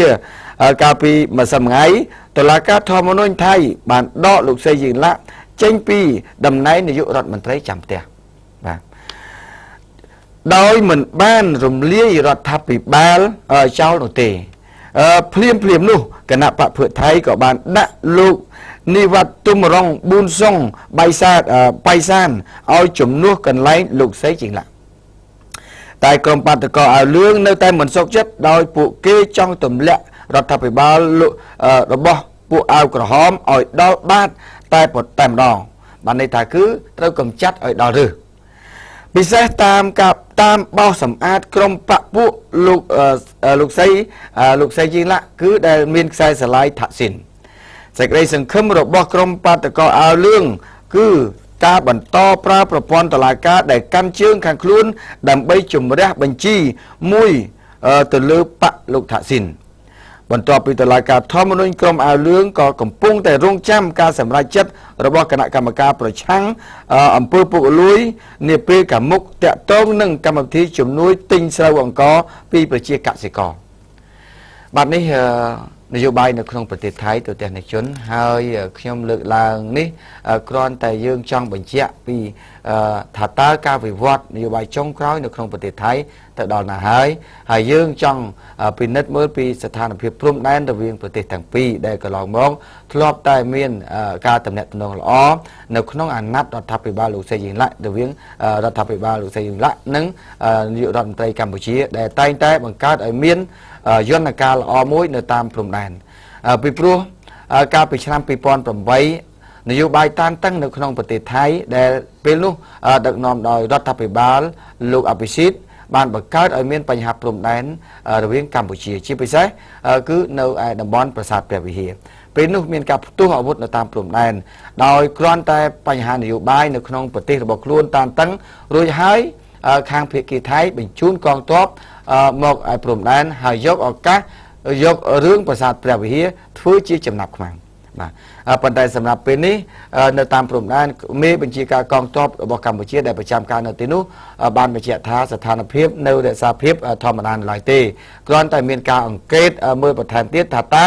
មានការវិវត្តអីខ្លះទៀតនៅពេលខាងមុខព្រោះខ្លាចមានការវិវត្តនៅពេលដែលស្ថានភាពនៅខាងប្រទេសថៃតឹងហើយយកព្រំដែនកម្ពុជាធ្វើជាចំណាប់ខ្មាំងបាទនេះជាការសង្កេតរបស់មេទ័ពកម្ពុជានៅតាមព្រំដែនឥឡូវនេះ bạn chẳng xong bạch chia khả năng đời sao tại ní tẹt tòng nâng rương nêu dụ bái nêu trong bạch tì bảo kê dưỡng con tại trong chấm riêng bằng pi bò miên chỉ ăn tại chiết môi thả ta bạch tì môi đại miên cùng một tôi job cho môi Campuchia cót nêu dụ bái bảo cót đá từ đòn ná hai miên bành hại cả tiết để có phong té bạch chôm nêu pi bạch bòn mà thời chụp bục chụp này là bảo dưỡng cứ nêu để ra phép học ngắt lại bà xong bà chọc tâm bà năng hơi ấy lâu dương cái lệnh một không bật tê là bỏ dương vinh mà mưa bò là miền là không bật tê dương vinh mà lâu cái lệnh từ mới kháng khách của vùng thòng và khách của vùng thòng sắp ta về liền ấy bay chia miền tức chùm nôn và trắng đâu trắng mình toàn cả lon phật tàu số buôn phóng bay chia ấy lâu kháng khách của vùng thòng tao chỉ miễn tức chùm nôn từ vậy chẳng nơi không tức chùm nôn đi tao ban và chia bồ rọt bỏ dương bàn lợn lang tha mua là hai một piประมาณ ngày ní cứ phiên khang mền tên nơi khang khách của vùng thóm thua ơi tức chùm nôn nó lịnh lung sâu và chia bồ rọt đây ban quạt ban một con một càn phòn ở phía là chập làm phiên quạt ban sạp pro phần tay lấy bay chia tức chùm nôn ban lịnh lung ở từ mình và chẳng này lâu ní tôi tên này chuyên khơi nhai nếu không thực đây khát của vùng thóm ประมาณ ngày ní cứ tức chùm nôn hai bị chia bồ rọt ban chót và căn từ lơ khang ở nhà thô chia bị xét krom hôn để thưa plau mui quạt thưa plau bị chia bồ rọt đây ó phần tay quạt ọt kết bị bòn lù chẳng là bị lại phiền máu ọt miền tức để trâu hô tâu tâu lại bằng tập bén tâu bà lái ấy lâu ní lịch chẳng bạn ní để với để quát trắng tầm lẹ cầm hót từ lứa kháng krom hôn thưa plau muối quạt thưa plau phần tay ọt kết bị đường bà nhà lù và đồn phồng pin chẳng là lòn máu nữa mà chặt bị tống phần tay ở toàn kết bòn lù đó là phiền máu bạn đăng thá cái này ná để từ lịch cái này ná để từ mình lịch mình chẳng chập đam cắt lâu là mình và tức phiền chun lịch sâu bởi chia bồ rót ประมาณ triệu 300 hecta nếu khôngตึกđầy khát của vùng thóm hai thua oi bằng côn phượng ประมาณ chỉ chiêng mà phây bằng côn bạn đua rồi lùm bạn sọt nếu không đam khai ní dương sự kết khơi tha rương chầm lại môi nếu khang thực đây khát của vùng thóm mà ở đâu mà xa của vùng tay đồng cơ chích trôi một đo mình tỉnh nó hai phần tay ประมาณ ngày ní cứ thực phiền nếu khang khát của vùng thóm phiền kháng cứ bản đa là chun lịch sai bởi chia bồ rót ประมาณ triệu 300 hecta nó và đây bởi chia bồ rót bán sạp rú rồi chạy hai hai bởi chia bồ rót bán lự lang tha ca chun lịch đôi thực phiền là bên ní nếu không phiền nếu không đâu prang bên ní có đôi xa tay bánh hà cả phư plau nếu thực đây khang khát của vùng thóm quạt phư plau mình bán kịch lù đây sai 300 hecta nâng bằng cua phượng ประมาณ triệu 16 ដើម បានដួលរលំទាំងស្រុងកាលពីថ្ងៃទី 7 នៅតាមបណ្ដោយផ្លូវជាតិលេខ 6 នៅចំណុចស្ពានវាលសសែជាប់ព្រំប្រទល់ខេត្តកំពង់ចាមស្ថិតនៅក្នុងឃុំសូយ៉ងឃុំសូយងនិងឃុំស្វាយភ្លើងក្នុងស្រុកបារាយខេត្តកំពង់ធំបើយោងតាមរបាយការណ៍របស់លោកមេឃុំទាំងពីរនេះបានបញ្ជាក់ថាទឹកចំនួនទឹកភ្លៀងប្រមាណថ្ងៃនេះបណ្ដាលឲ្យស្រូវប្រជាពលរដ្ឋរបស់គាត់ប្រមាណជាជិត 100 ហិកតានិងឃុំស្វាយដែលលិចចំនួន 200 ហិកតាបាទในឃុំយងអស់ 100 ហិកតានិងឃុំស្វាយអស់ 200 ហិកតាដែលទឹកភ្លៀងកំពុងលិចប្រជាពលរដ្ឋបានទម្លាក់កំហុសទៅលើបច្ចេកទេសធ្វើផ្លូវរបស់ក្រុមហ៊ុនធ្វើផ្លូវមួយដោយមិនមានប្រព័ន្ធលូត្រឹមត្រូវបែរជាកាយតែដីលើកទំនប់ធ្វើឲ្យភ្លៀងមកក្នុងភ្លៀងកក់ខែនៅក្នុងរដូវប្រាំងសោះបែរជាលិចស្រូវប្រជាពលរដ្ឋអស់ទៅហើយបាទនេះទឹកជំនន់នៅខាងខេត្តកំពង់ធំបាទឥឡូវសូមបញ្ចប់រឿងទឹកជំនន់នៅខាងកំពង់ធំប៉ុណ្ណឹងប៉ុន្តែសូមលើកឡើងបន្តិចនៅខាងភ្នំពេញនេះវិញមិញនេះក៏មានសារប្រជាពលរដ្ឋរបស់យើងបានបញ្ជូនមកដែរជុំវិញនឹងពីទឹកជំនន់នេះគាត់ថានៅខាងផ្លូវទៅផ្លូវម៉ៃដានឹងហៅផ្លូវ 2004 ហើយនឹងផ្លូវលូ5ចាផ្លូវលូ5នៅក្នុងសង្កាត់ស្ទឹងមានជ័យបាទបន្ទាប់មកទៀតគឺផ្លូវតាណាទេមិញប្រហែលផ្លូវគាត់ថាផ្លូវទាំងនោះឃើញជាចាក់បេតុងប៉ុន្តែបញ្ហាប្រព័ន្ធលូហាក់បីដូចជាមិនឃើញចឹងគ្រាន់តែភ្លៀងកក់ខែប្រហែលថ្ងៃនេះគឺដឹងតែលិចតែម្ដង បាទហើយពេលខ្លះយើងឃើញការដាក់លូនៅកន្លែងធ្វើផ្លូវហាក់បីដូចជាដាក់ឲ្យរួចតែពីដៃត្រង់នេះគាត់ចង់បញ្ជាក់ថារបៀបដែលដាក់លូគឺដាក់ស្មើគ្មានរបៀបដីសំយ៉ុងបានន័យថាបើសិនជាទឹកលិចគឺលូស្មើអញ្ចឹងហូរទៅណាបានន័យថាគឺវាដក់នៅតែកន្លែងហ្នឹងហូរមិនតាន់នេះដែលពលរដ្ឋគាត់បានលើកឡើងអញ្ចឹងទេបាទសំខាន់គឺបច្ចេកទេសខាងក្រសួងពាក់ព័ន្ធនេះជាពិសេសប្រព័ន្ធលូហ្នឹងគឺខាងធនធានទឹកផងបាទខាងសាធារណការផងដែលគាត់ដែលជាអ្នកពាក់ព័ន្ធក្នុងការមើលបច្ចេកទេសនៃប្រព័ន្ធលូទាំងអស់នេះបាទអញ្ចឹងនេះខ្ញុំគ្រាន់តែចង់លើកឡើងអំពីសារប្រជាពលរដ្ឋគាត់បានផ្ញើសារមកអញ្ចឹងហើយបញ្ហាមួយទៀតគាត់ចង់លើកឡើងមួយទៀតថាពេលខ្លះផ្លូវដែលធ្វើហើយទៅហើយប៉ុន្តែប្រព័ន្ធខ្សែកាបខ្លះប្រព័ន្ធដែលកប់ក្រោមដីខ្លះខ្សែកាបហើយនឹងប្រព័ន្ធធ្វើលូហើយឬក៏អគ្គិសនីដែលគាត់តែងតែកាយផ្លូវដើម្បីដាក់ប្រព័ន្ធទាំងអស់នេះបែរជាគាត់កាយហើយដាក់ហើយគាត់អត់លុបវិញណាកាយហើយចោលទុកចោលនឹងតែម្ដងបាទនេះដែលជាការសង្កេតឃើញជួនកាលគាត់ថាលុបប៉ុន្តែគាត់មិនបានលុបនៅពេលភ្លាមទេម្លងបាន2អាទិត្យ3អាទិត្យបានគាត់ចាប់ដើមលុបតើតែមានការគ្រោះថ្នាក់អី1 2អញ្ចឹងទៅបានដឹងថាអូដោយសារគេជីកកាត់ផ្លូវបាទដាក់ប្រព័ន្ធខ្សែកាបប្រព័ន្ធខ្សែអីចឹងទៅបាទអញ្ចឹងបានចាប់ដើមទៅលុបចោះនៅពេលដែលអ្នកក៏បានធ្វើរួចហើយហេតុអីពេលហ្នឹងមិនព្រមលុបចាធ្វើភ្លាមមិនព្រមលុបភ្លាមអត់ព្រមលុបបាទអញ្ចឹងនេះជាចំណុចមួយដែលប្រជាពលរដ្ឋគាត់ក៏លេចឃើញថាវាចន្លោះប្រហោងកន្លែងចំណុចហ្នឹងដែលគាត់ចង់ផ្ដល់ជាគំនិតដែលគាត់បានឃើញមិនមែនជាអ្នកទូមានមិនមែនជាអ្នកបច្ចេកទេសអីទេគាត់ចង់ថាឃើញអាម៉េចថាអញ្ចឹងណាព្រោះគាត់ថាយើងវាមិនអាចចេះជាងអ្នកគេបច្ចេកទេសទេឬមួយក៏ខ្សែភ្លើងឬក៏ប្រព័ន្ធអេឡិចត្រូនិកទាំងអស់ហ្នឹងដាក់ក្រោមដីតើចំហ2អាទិត្យឲ្យវាស្ងួតខ្សែភ្លើងឲ្យស្ងួតខ្សែប្រព័ន្ធទាំងអស់ហ្នឹងគាត់ថាអញ្ចឹងបាទហ្នឹងខ្ញុំអត់ដឹងដែរប្រព័ន្ធបច្ចេកទេសហ្នឹងបាទគាត់ថាអញ្ចឹងបាទគាត់ថាអញ្ចឹងបាទសូមបញ្ចប់រឿងហ្នឹងប៉ុណ្ណឹងចុះព្រោះនិយាយប៉ុណ្ណឹងអ្នកដែលគាត់ធ្លាប់ជួបប្រកាសជាគាត់យល់ហើយគាត់ឃើញហើយទស្សនវិជ្ជាជាក់ស្ដែងដល់ម៉ោងល្មមបាទឥឡូវនេះទៅមករឿងទៀតហ្នឹងគឺបញ្ហា Facebook បាទបញ្ហា Facebook ខ្ញុំពីមុនក៏ធ្លាប់ជួបដែរបាទហើយឥឡូវនេះក៏មានប្រិមិត្តរបស់យើងជួបដែរហើយរហូតដល់គាត់មកស្ថានីយ៍យើងបាទមានកញ្ញាម្នាក់ហ្នឹងគឺគាត់ឈ្មោះហេងសុជាតាបាទហេងសុជាតាគាត់បានលេខ Facebook មួយមុនដំបូងគាត់ដាក់ account Facebook របស់គាត់ដាក់ឈ្មោះថាតាទីងទីងណាគាត់ដាក់យ៉ាងណាប៉ុន្តែគាត់ឈ្មោះហេងសុជាតាទេបាទគាត់ដាក់ក្នុង Facebook របស់គាត់ដាក់តាទីងទីងឥឡូវស្រាប់តែ account Facebook របស់គាត់ត្រូវបានអ្នកដតីហ្នឹងហើយតាទីងទីងហ្នឹងគឺត្រូវបានគេ hack ចូលលេងជំនួសនាងហើយដែលគេចូលលេងជំនួសនាងនោះគឺគ្មានអីក្រៅពីនិយាយអំពីរឿងសេចនិយាយអំពីរឿងសេចមើលឲ្យនាងនៅរៀននៅសាលាពេទ្យកញ្ញាមែននាងកញ្ញារៀននៅនិស្សិតពេទ្យបាទឆ្នាំទី9ទៅហើយបាទឆ្នាំទី9ហើយនៅឆ្នាំទី9នៅសាលា Belty មិនសិតពេទ្យនៅសាលា Belty បាទច្រឡំបាទអញ្ចឹងកញ្ញាបានប្រាប់ថាកញ្ញាចង់មកបំភ្លឺនៅពេលនេះក្រែងលោមានប្រិមិត្តដែលជា friend របស់កញ្ញាច្រឡំថាតាទីងទីងជាកញ្ញាសុជាតានៅលេងនៅឡើយតាមពិតគឺកញ្ញាបានបោះបង់ចោលទៅហើយដោយសារតែ account របស់កញ្ញាត្រូវបានគេអុកឡុកចាត្រូវបានគេអុកឡុកឥឡូវ Facebook របស់កញ្ញាគឺឈ្មោះហេងសុជាតាពិតប្រកបមួយដែលមិនអាចផ្លាស់ប្ដូរបានអញ្ចឹងនាងកញ្ញាគ្រាន់តែចង់បដិសេធថា account របស់កញ្ញាតាទីងទីងត្រូវបានកវត្តចោលហើយអ្នកគេនឹងកំពុងតែលេង Facebook នៅក្នុង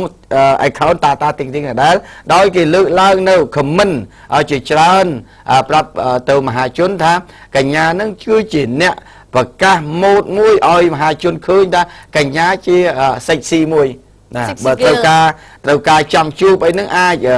មើលរូបថតហ្នឹងឃើញហើយ នេះគឺបំណងអ្នកដែលលេងចំនួននាងហ្នឹងគឺគេនិយាយតែពីបញ្ហាសេកបាទបញ្ហាផ្លូវភេទបញ្ហាស្នេហាគឺបញ្ហានេះទាំងអស់អញ្ចឹងកញ្ញាសម្រាប់ចិត្តមកដល់ហងមាសសូមឲ្យហងមាសជួយបំភ្លឺឲ្យមហាជនដែលជា friend របស់កញ្ញាហ្នឹងកុំឲ្យយល់ច្រឡំថាកញ្ញានៅក្នុង Facebook តាទីងទីងនេះជាកញ្ញាឲ្យសោះគឺអ្នកដតីទេបាទនេះដោយសារកញ្ញាសុជាតិតាដាក់រូបស្អាតពេកដឹងអីបានជាស្នេហ៍អញ្ចឹងលោករដ្ឋាភិបាល account Facebook ឈ្មោះអីបាទណាបាទលោករដ្ឋាភិបាលបាទខ្ញុំចាបាទខ្ញុំរិទ្ធិមាសអញ្ចឹងបង្កើតមួយទៀតណាបាទដាក់ធីតក់វិញឥឡូវនេះខ្ញុំក៏មានគេយកឈ្មោះទៅប្រើដែរបាទយកឈ្មោះទៅប្រើដែរបាទប៉ុន្តែគាត់ចេះមិនមែនថាខ្លួនឯងអស់ចាយទេអត់ទេអត់ថាអស់ចាយទេគ្រាន់តែចង់បញ្ជាក់ប្រាប់ដែលអ្នកដែលយកឈ្មោះយើងទៅប្រើចុះហេតុអីបើសិនជាយើងជាអ្នកលេងយើងជាអ្នកមែនណាអ្នកមែនកុំខ្លាចការពិតប្រើឈ្មោះខ្លួនឯងទៅប្រើរូបថតខ្លួនឯងទៅហើយអ្នកប្រើរូបថតខ្ញុំប្រើឈ្មោះខ្ញុំហើយនិយាយវីបហាទៅលើអ្នកដតីមើលឃើញទីបំផុតអ្នកមិនមែនជាអ្នកក្លាហានទេបាទបើអ្នកក្លាហានអ្នកហ៊ានចេញមុខហើយខ្ញុំ Facebook របស់ខ្ញុំ page របស់ខ្ញុំត្រូវតែដាក់ឈ្មោះរបស់ខ្ញុំវាអត់មានទៅពួកខ្ញុំមិនមែនអ្នកជេរទេណាប៉ុណ្ណឹងបាទហើយបើខ្ញុំនិយាយជាព័ត៌មានក៏ព័ត៌មានត្រូវតែបង្ហាញពីការពិតដែរបាទនេះចង់ជម្រាបជូនប៉ុណ្ណឹងបាទនេះវាធ្លាយទៅនឹងតិចចុះបាទប៉ុន្តែឥឡូវនេះសូមបំភ្លឺបន្តិចចាតភាបាទតភាបន្តិចរឿងតាក់ទងនឹងករណីគ្រោះថ្នាក់ចរាចរណ៍មួយដែលបានផ្សាយកាលពីថ្ងៃទី7ដែលរវាងរថយន្តCRV បុកជាមួយរថយន្តបរទេសជនជាតិស្បែកខ្មៅហ្នឹងអញ្ចឹងលោកម៉ៅប៊ុនសុតដែលគាត់ជាម្ចាស់រថយន្ត CRV បាទគាត់បានជួបខ្ញុំហើយនៅផ្ដល់នៅចម្លើយពិតមួយដែលលោកបានបញ្ជាក់ថាតាក់ទងនឹងរឿងលោកកាលពីបុកនៅចិត្តពេទ្យចិនដែលថាលោកមិនសុខចិត្តស្ថានទូតចិនស្ថានទូតចិនចាបាទស្ថានទូតចិនតើហើយចាបាទឋានទូតចិនគឺលោកចង់បញ្ជាក់ថាមិនមែនលោកមិនមានបំណងអត់ចង់យកលុយ$300 $150ហើយលោកនិយាយថាចង់ហែកចោលនៅទីនោះថាមូលហេតុអីបានជាលោកនិយាយចឹងលោកចង់ប្រាប់ថាមិនមែនលោកមានបំណងចេតនាណាមួយទៅប្រមាថគេចឹងទេប៉ុន្តែដោយសារតែភាគីខាងជនជាតិស្បែកខ្មៅហ្នឹងដែលមានស្ត្រីម្នាក់ជិះនៅនឹងប្រមាថមកលើគាត់មុនដំបូងគាត់ទទួលស្គាល់ថាគាត់ទា$300មែនដែររថយន្តរបស់គាត់និយាយអស់តែម្ដងទៅបើសិនជាគេមកនិយាយគាត់ត្រឹមទៅតាមរៀលក៏គាត់អត់យកដែរព្រោះតែប៉ះតិចតួចបាទតែប៉ះតិចតួចពេលនោះជនជាតិស្បែកខ្មៅហើយនឹងស្ត្រីនៅក្នុងនោះគាត់អត់បានមកចេញពីឡានមកនិយាយទេគឺនៅក្នុងឡានហ្នឹងតែម្ដងហាក់ដូចជាថាមកបុកគាត់ហើយពីគាត់ខាងខុសហើយបែរជាប្រហើនមិនព្រមចុះមកជជែកគ្នាហើយគាត់និយាយអស់ថាគាត់បាននេះគាត់ពាក់វ៉ែនតានេះណាហ្នឹងគឺម្ចាស់រថយន្ត CRV បាទអញ្ចឹងគាត់ថាគាត់ទា$300ព្រោះដោយសារតែមើលវិចារឹកគាត់អត់មានចេះមកទៅជែកគ្នាតាមពិតរថយន្តដែលគាត់គ្រោះថ្នាក់ហ្នឹងគឺនិយាយអស់គាត់ថាឲ្យគេប៉ូលីអស់តែ$5ណាចាគាត់និយាយចឹងប៉ុន្តែពេលនោះនៅពេលដែលគាត់ទា$300ហើយខាងស្ត្រីម្នាក់នោះដែលនៅជាមួយខាងជនជាតិបែកខ្មៅគាត់តាមនឹងជាប្រពន្ធនឹងជាសង្ស័យក៏មិនដឹងដែរនិយាយជនជាតិខ្មែរនិយាយហាក់បីដូចជាគ្មានគុណធម៌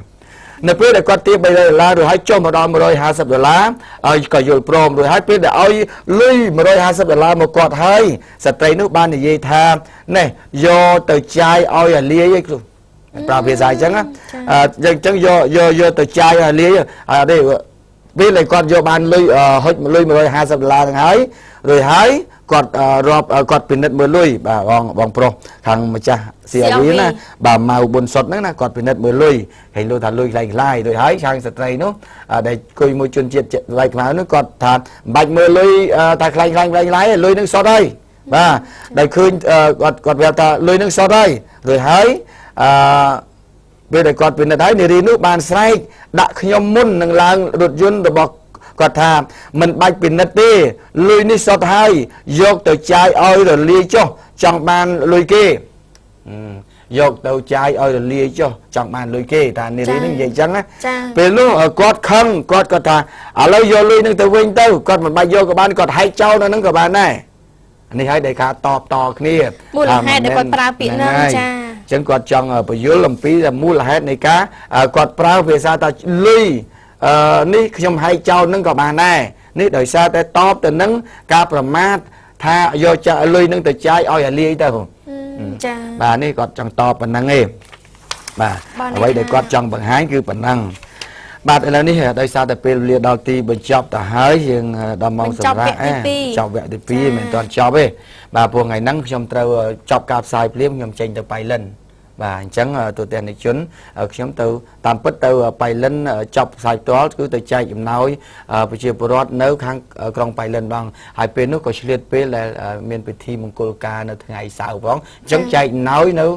ក្នុងតែម្ដងទៅ លិនមកយប់ហ្មងទៅ បាទមកយប់តែម្ដងទៅចែកណោយក្នុងតែម្ដងរួចហើយនៅការខាងកូនខាងបងខ្ញុំនៅកណ្ដងបាទ ថ្ងៃច័ន្ទជួបគ្នាដដែល បាទថ្ងៃច័ន្ទជួបដែរមានស្អីទៅយកព័ត៌មាននៅខាងប៉ៃលិនមកផ្សាយជូនទូទាំងជនឲ្យបានដឹងថាតំបន់ប៉ៃលិនដែលគេធ្លាប់តែដឹងថាតំបន់អតីតខ្មែរក្រហមនៅរឹងមាំនោះតែឥឡូវមានការអភិវឌ្ឍអីខ្លះហើយព្រោះឥឡូវយើងអស់មានក្រហមមានក្រហមមានលឿងអីហើយបាទអញ្ចឹងថាតើការអភិវឌ្ឍនៅខាងខេត្តប៉ៃលិនយ៉ាងម៉េចហើយឥឡូវនេះបាទបាទអរគុណឥឡូវនេះសូមពេលសម្រាប់បន្តិចសិនបាទតិចទៀតយើងវិលមកជួបគ្នាបន្ត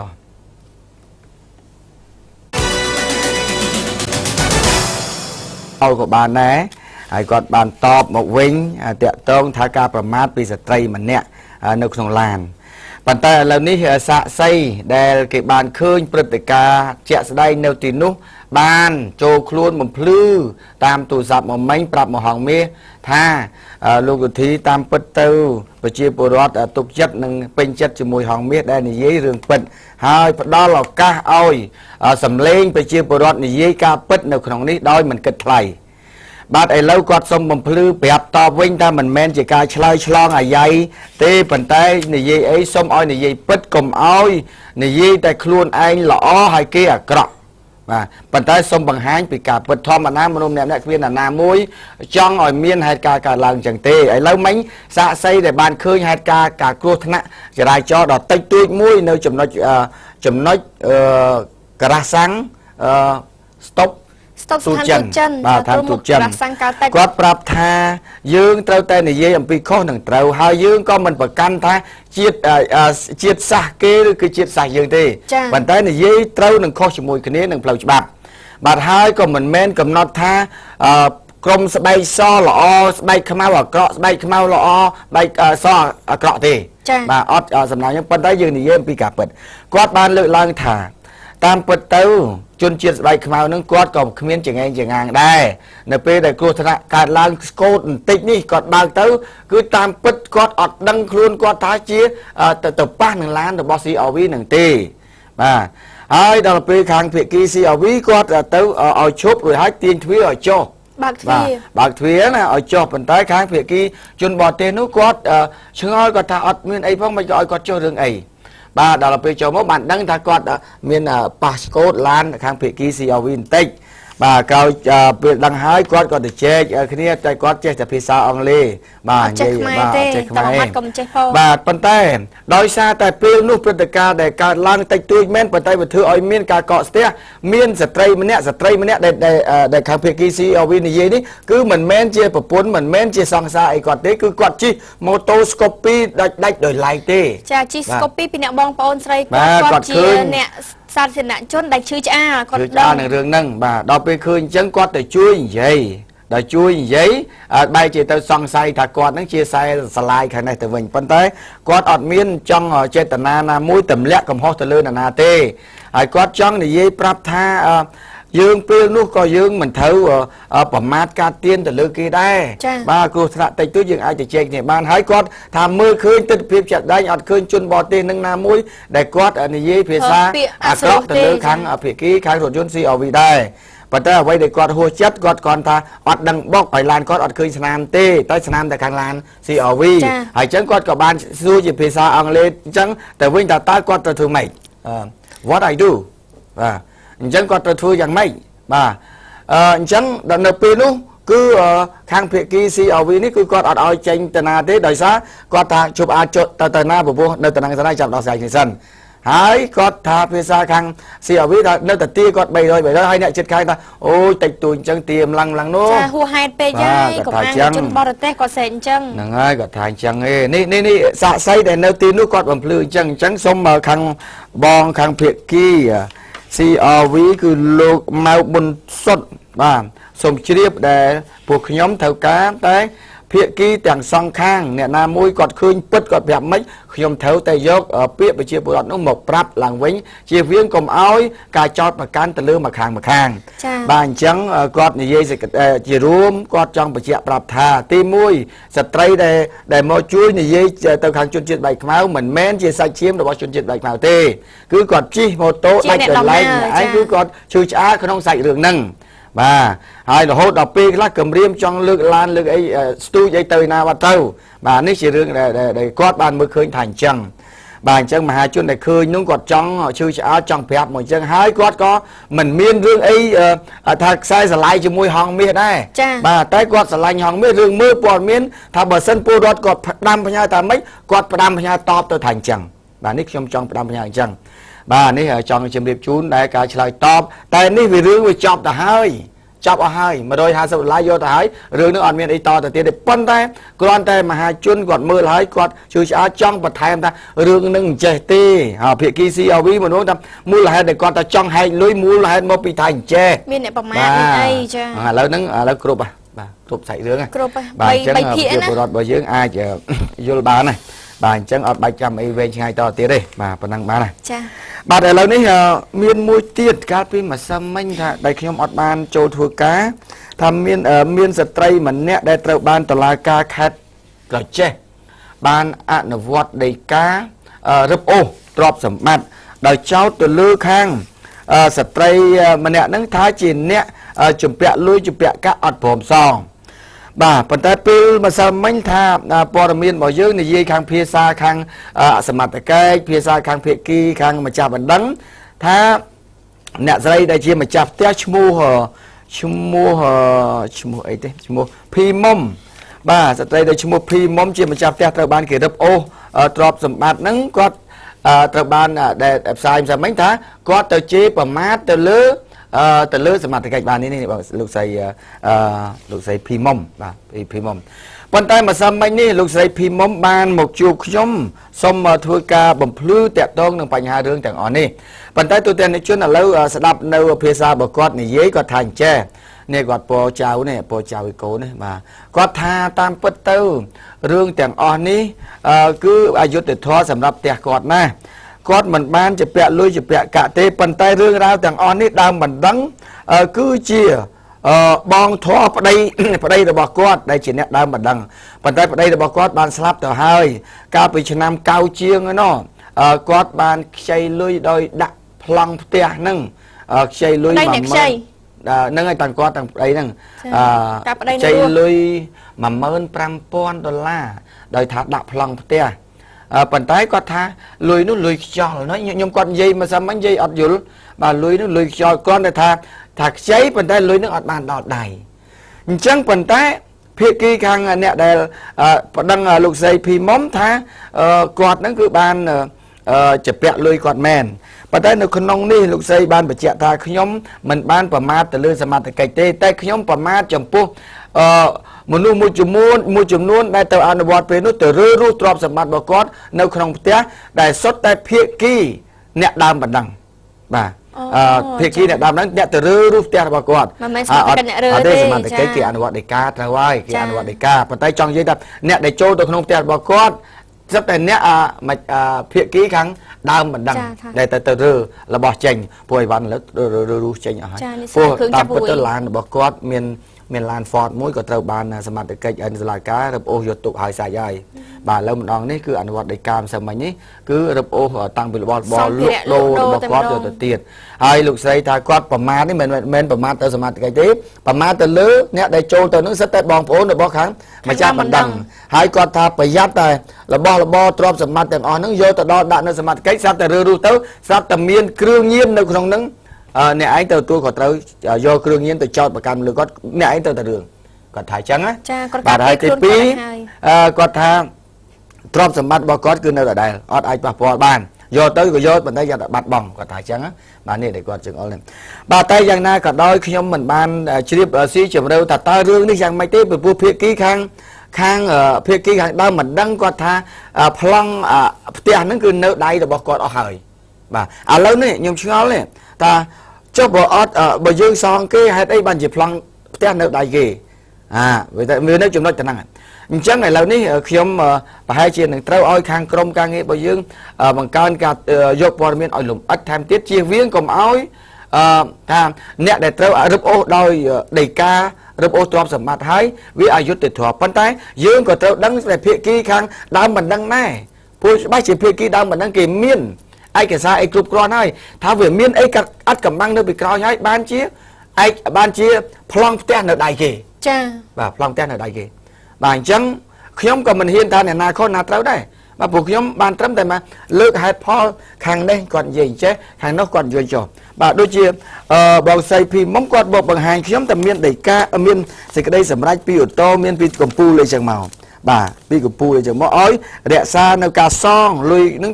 ទៅខាងភាគីដែលគាត់ជាពាក់ហើយគាត់យល់ព្រមថាសងឲ្យហេតុអីបានជារឹបអូសទ្រព្យសម្បត្តិបាទប៉ុន្តែវាអាចនឹងមានរឿងអត់កំបាំងថែមទៀតថាតើមូលហេតុអីបានជាឯនេះយល់ព្រមថាសងហើយបែរជាខាងនោះនៅតែរឹបអូសទ្រព្យសម្បត្តិបាទអាហ្នឹងមានតែយើងមិនលូកលាន់ជាមួយនឹងបញ្ហាដីការបស់តុលាការទេ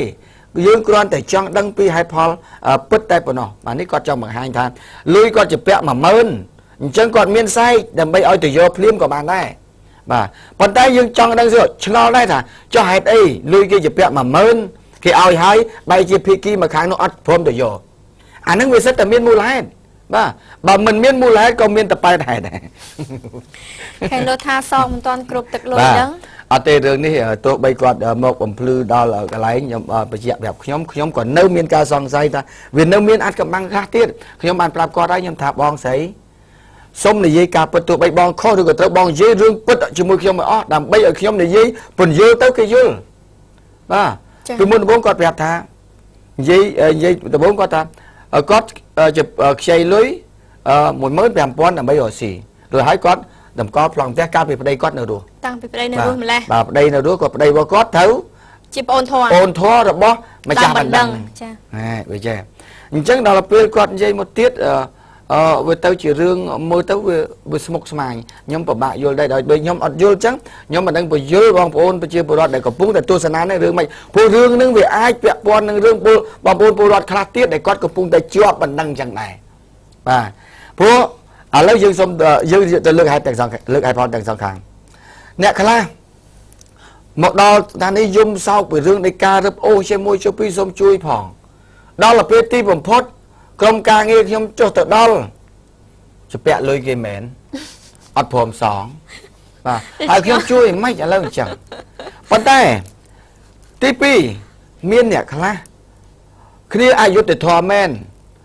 ស្រែគ្នាស្រូវចំការគ្នាមកអំពកដោយមានការខុបខិតផ្សំគំនិតថ្នាក់ដឹកនាំមូលដ្ឋានមួយចំនួនតូចគាត់ឃើញថាដីនឹងថ្លៃហើយដីនឹងអាចថាស៊ីបានគាត់គ្មានខ្សែគ្មានខ្នងតោះយើងចាប់ដើមរៀបចំធ្វើឯកសារមួយគ្នាយើងចេញមកភូមិបាលចេញមកឃុំសង្កាត់អីចឹងមកស្រុកមកលើកមកឲ្យយករបស់គាត់បានក៏មានចឹងដែរបាទចឹងហើយបានខ្ញុំត្រូវការរឿងពិតបាទជួនកាលប្រជាពលរដ្ឋក៏ល្អបែរជាត្រូវរងគ្រោះប៉ុន្តែពលរដ្ឋខ្លះក៏ខូចទៅលើគេដែរបាទអាហ្នឹងចឹងព្រោះពេលខ្លះប្រជាពលរដ្ឋខ្លះខូចដោយមិនដឹងខ្លួនតាមរយៈគេឲ្យផ្ដិតមេដៃគេឲ្យលុយ$100 $200ផ្ដិតមេដៃផ្ដិតចាអត់បានដឹងពីហេតុផលគោលការណ៍ច្បាស់លាស់អត់ផ្ដិតហើយ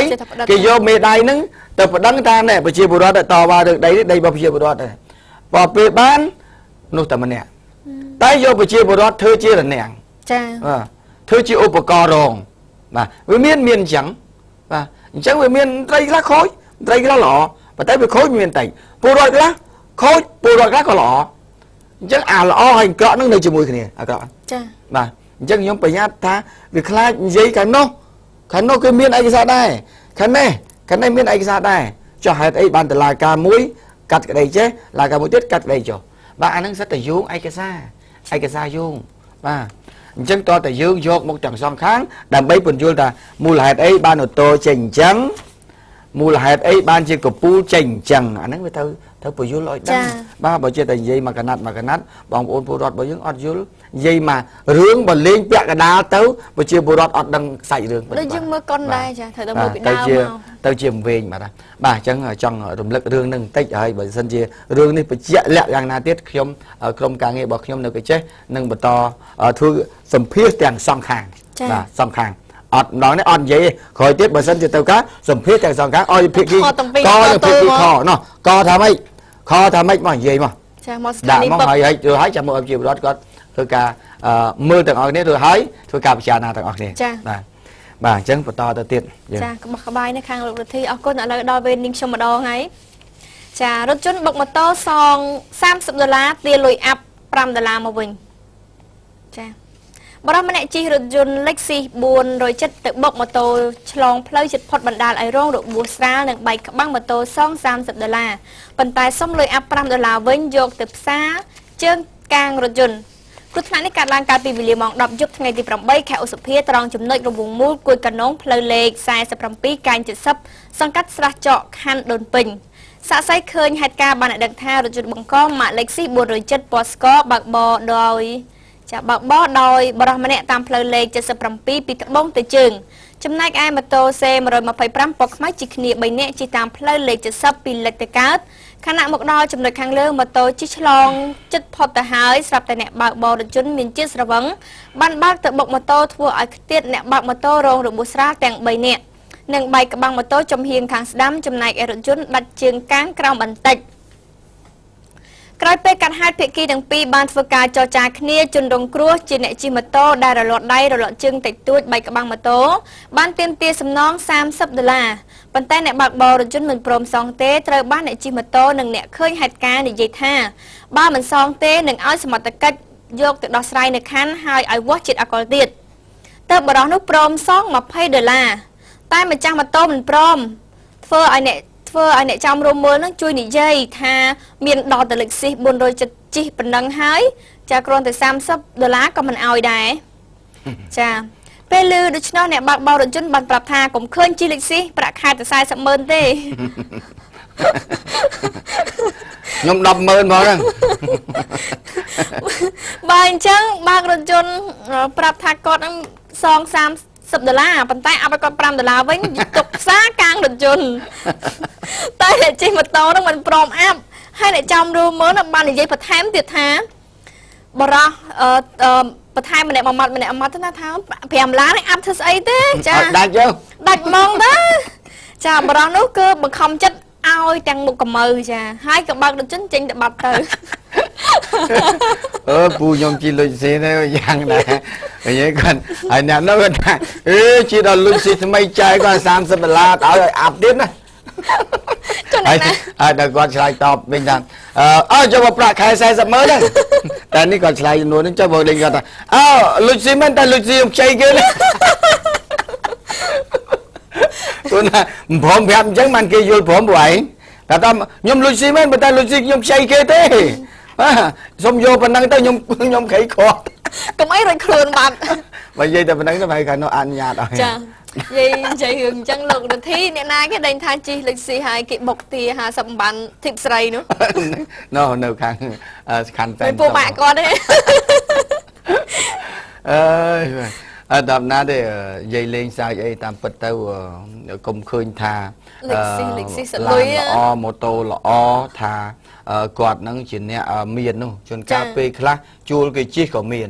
យើងនិយាយឲ្យអស់ត្រង់ត្រូវតែពេលខ្លះកុំខ្លាចនឹងអៀនខ្មាស់រឿងអារបស់ប្រើប្រាស់ព្រោះអ្នកខ្លះគាត់ចង់ទំនើបជួលគេជិះមួយថ្ងៃទៅដើម្បីទៅញ៉ែស្រីចាបាទព្រោះស្រីឥឡូវទៅឡានទំនើបម៉ូតូទំនើបទៅបានគេស្រឡាញ់និយាយលេងទេតែនេះរឿងក្រៅឆាណាព្រោះឥឡូវជាក់ស្ដែងមែនបើខ្ញុំជួបពេលខ្លះទៅជួលមានកន្លែងជួលរថយន្តតែមានគេតម្កល់អីទុកហើយបានគេឲ្យជួលបាទបើអត់តម្កល់យករថយន្តគេទៅលក់បានទៅមិនទៅគេទុកចិត្តបំផុតហើយបានគេជួលឲ្យបាទអញ្ចឹងមិនមែនថាពេលខ្លះឃើញទនុយអញ្ចឹងប៉ុន្តែដូចខ្ញុំអញ្ចឹងទនុយពាក់ឈៀងពាក់អីអញ្ចឹងដល់ពេលជិះដល់ពេលចាប់ពីការផ្សាយទៅស៊ីកាទៀជាពាក់គេក៏មានចុងខែ ចឹង សំណាងតកែគាត់ចិត្តល្អណាស់នឹកឃើញថាតារាល្បី free ឲ្យអាចារ្យ ថ្ងៃមុនចឹងខ្ញុំខ្លាចតែគេស្រែកដូចថ្ងៃមុនព្រោះខ្លួនឯងហ្នឹងទៅស៊ីកាទៀវ មិនទៅ បាទដល់ពេលហូបចប់ហើយលោកមើលកប៉ៅកបោ ភ្លេចកាបូប កបោបនៅផ្ទះខ្ញុំហៅឲ្យនោះមកខ្សឹបតាអូនភ្លេចកបោបចឹងហ៎ព្រោះតែក៏នោះអត់ទាន់ចេញចឹងណាយូរណាតែចាំពូទៅយកកបោបទេចាំនោះតាដឹងមិនទេពូដែលពូខ្ញុំចាំសួរតកែសិន ចា បាទគេសួរតកែខ្ញុំថាអូចឹងបាយអូនបាយមានវិញនឹកឃើញតាន់ទេទៅពួកម៉ាក់ពួកម៉ាក់ឲ្យមកក៏ទីដូចមកភ្លេចកបោបបាត់ណាពួកម៉ាក់ទេទៅពួកម៉ាក់គេមកមែនមកមែនអញ្ចឹងអត់ហ៊ានឲ្យវាទៅប្រាប់តកែព្រោះខ្ញុំខ្លាចដូច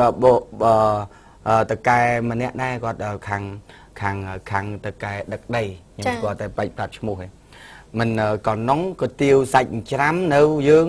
ទាវសាច់ច្រាំនៅចិត្តកន្លែងគល់ស្ពានអាកាស ទេល្បីនោះសាច់ច្រាំនៅនោះ ចា នៅនោះតាមួយនោះឥឡូវគាត់មកនេះមកបរិយពេញហូតតែមាត់លឺអូទាវសាច់ច្រាំមួយຕົកលេខ3ដាក់ផាត់ទាវដាក់សាច់ច្រាំដាក់ផាត់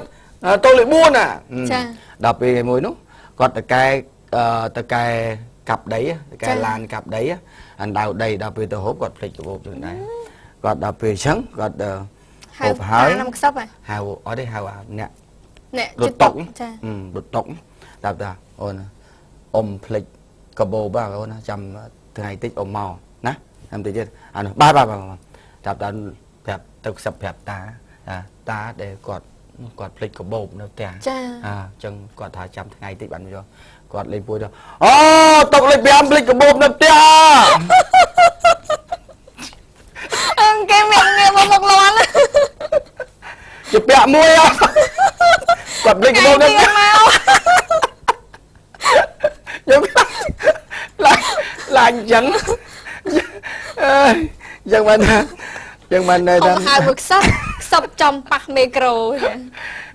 ដល់ពេលទៅកំហុងមហូបដូចនៅខាងព្រៃវែងហ្នឹងមហូបសិតតាមអូដាក់មហូបឆាប្រុសព្រានជៀនស្អីក្បត់ខ្ចៅស្ងោងាប់ឈ្មោះឲ្យគេឈ្មោះណាហើយនៀកតោងវ៉អីយ៉ាងណាអូច្រើនណាបាទតោងវ៉វាអាស្អីវានៅលើនៅសមុទ្រមហូបប្លែកនៅខាងនោះបាទអញ្ចឹងខ្លាចតែអ្នកដែលចូលចិត្តកំងស្រែកលឺហ្នឹងខ្លាចអញ្ចឹងបាទឥឡូវសូមមករឿងចុងក្រោយនេះគឺករណីគ្រោះថ្នាក់ចរាចរណ៍ស្លាប់នៅខាងខេត្តស្វាយរៀងបាទស្វាយរៀងអីនេះបាទយុវជនម្នាក់បានស្លាប់នៅនឹងកន្លែងហើយម្នាក់ទៀតបានស្លាប់នៅឯមន្ទីរពេទ្យបន្ទាប់ពីរថយន្តកូរ៉េចំណុះ2តោនកន្លះមួយគ្រឿងបានបើកទៅបុកអូសជាង20ម៉ែត្រនៅពេលដែលពួកគេទាំងពីរនាក់កំពុងតែជិះម៉ូតូធ្វើដំណើរទៅលេងផ្ទះមិត្តភ័ក្តិបាទហេតុការណ៍នេះបានកើតឡើងកាលពីម៉ោង 8:40 នាទីយប់មិញហ្នឹងបាទនៅលើកំណាត់ផ្លូវជាតិលេខ1ត្រង់ចំណុចមុខផ្ទះសំណាក់លីវ៉ៃសិនដែលស្ថិតនៅក្នុងភូមិមួយឃុំព្រែកខ្សាយភូមិព្រែកខ្សាយខស្រុកពីមរខេត្តព្រៃវែងឯងមិនមែនស្វាយរៀងទេបាទខេត្តព្រៃវែងជនរងគ្រោះដែលស្លាប់បានទាំងពីរនាក់ត្រូវបានគេស្គាល់ថាមួយឈ្មោះផលតារាអាយុ24ឆ្នាំនិងម្នាក់ទៀតឈ្មោះផាតឆាយអាយុ25ឆ្នាំអ្នកទាំងពីរមានទីលំនៅនៅភូមិជ្រៃក្នុងឃុំជ្រៃស្រុកកំពង់សៀមខេត្តកំពង់ចាមបាទមុនពេលកើតហេតុសាក្សីបាននិយាយថាគេបានឃើញម៉ូតូជនរងគ្រោះ C125 ពណ៌ខ្មៅពាក់ស្លាកលេខតាកែវ 1B1783 ជិះគ្នា2នាក់ធ្វើដំណើរក្នុងទិសដៅពីកើតទៅលិចលុះមកដល់កន្លែងកើតហេតុស្រាប់តែរថយន្តបង្កខាងលើបានបើកទៅបុកពេញទំហឹងតែម្ដងបាទអូសប្រហែលជា20ម៉ែត្របណ្ដាលឲ្យមនុស្សម្នាក់យុវជនម្នាក់បានស្លាប់នៅនឹងកន្លែងនិងម្នាក់ទៀតបានស្លាប់ពេលបញ្ជូនទៅមន្ទីរពេទ្យបាទនេះជាករណីគ្រោះថ្នាក់ចរាចរណ៍នៅខាងខេត្តព្រៃវែងស្លាប់2នាក់ទៀតហើយទូទាំងជនបាទអញ្ចឹងជាចុងក្រោយសូមឲ្យបងប្អូនប្រជាពលរដ្ឋរបស់យើងបង្កើនការប្រុងប្រយ័ត្នចំពោះការគ្រោះថ្នាក់ចរាចរណ៍ដែលកើតឡើងនៅតាមផ្លូវសាធារណៈបាទអរគុណទូទាំងជនឥឡូវនេះដល់ម៉ោងសម្រាប់ដល់ម៉ោងសម្រាប់ម៉ោងជប់សម្រាប់វគ្គ4ហើយវគ្គ3 Chẳng phích bạt hay. Chà, nó Ô sao vẽ vẽ bây tiết. giờ vẽ tiết bà. Lâu đòi sao đã pin biết đã mong dùm mẹ xong pê sầm lạm tạch sân bà tiết nhưng vẫn một chục niên là vẽ trồng cõi cứ vẽ chùm nuôi tàu cồn thẹp bột phá nâng vẽ chùm nuôi một thoa nâng shop rồi chôn dương bàn đó chùm nuôi một đó hàng mía bà. Đây đó hàng mía đầm bấy chay chun đó tôi được một chun bà mà mình oi một tục hàng mía vô một chai ấy. Lâu xong pê sầm lạm tạch sân bà.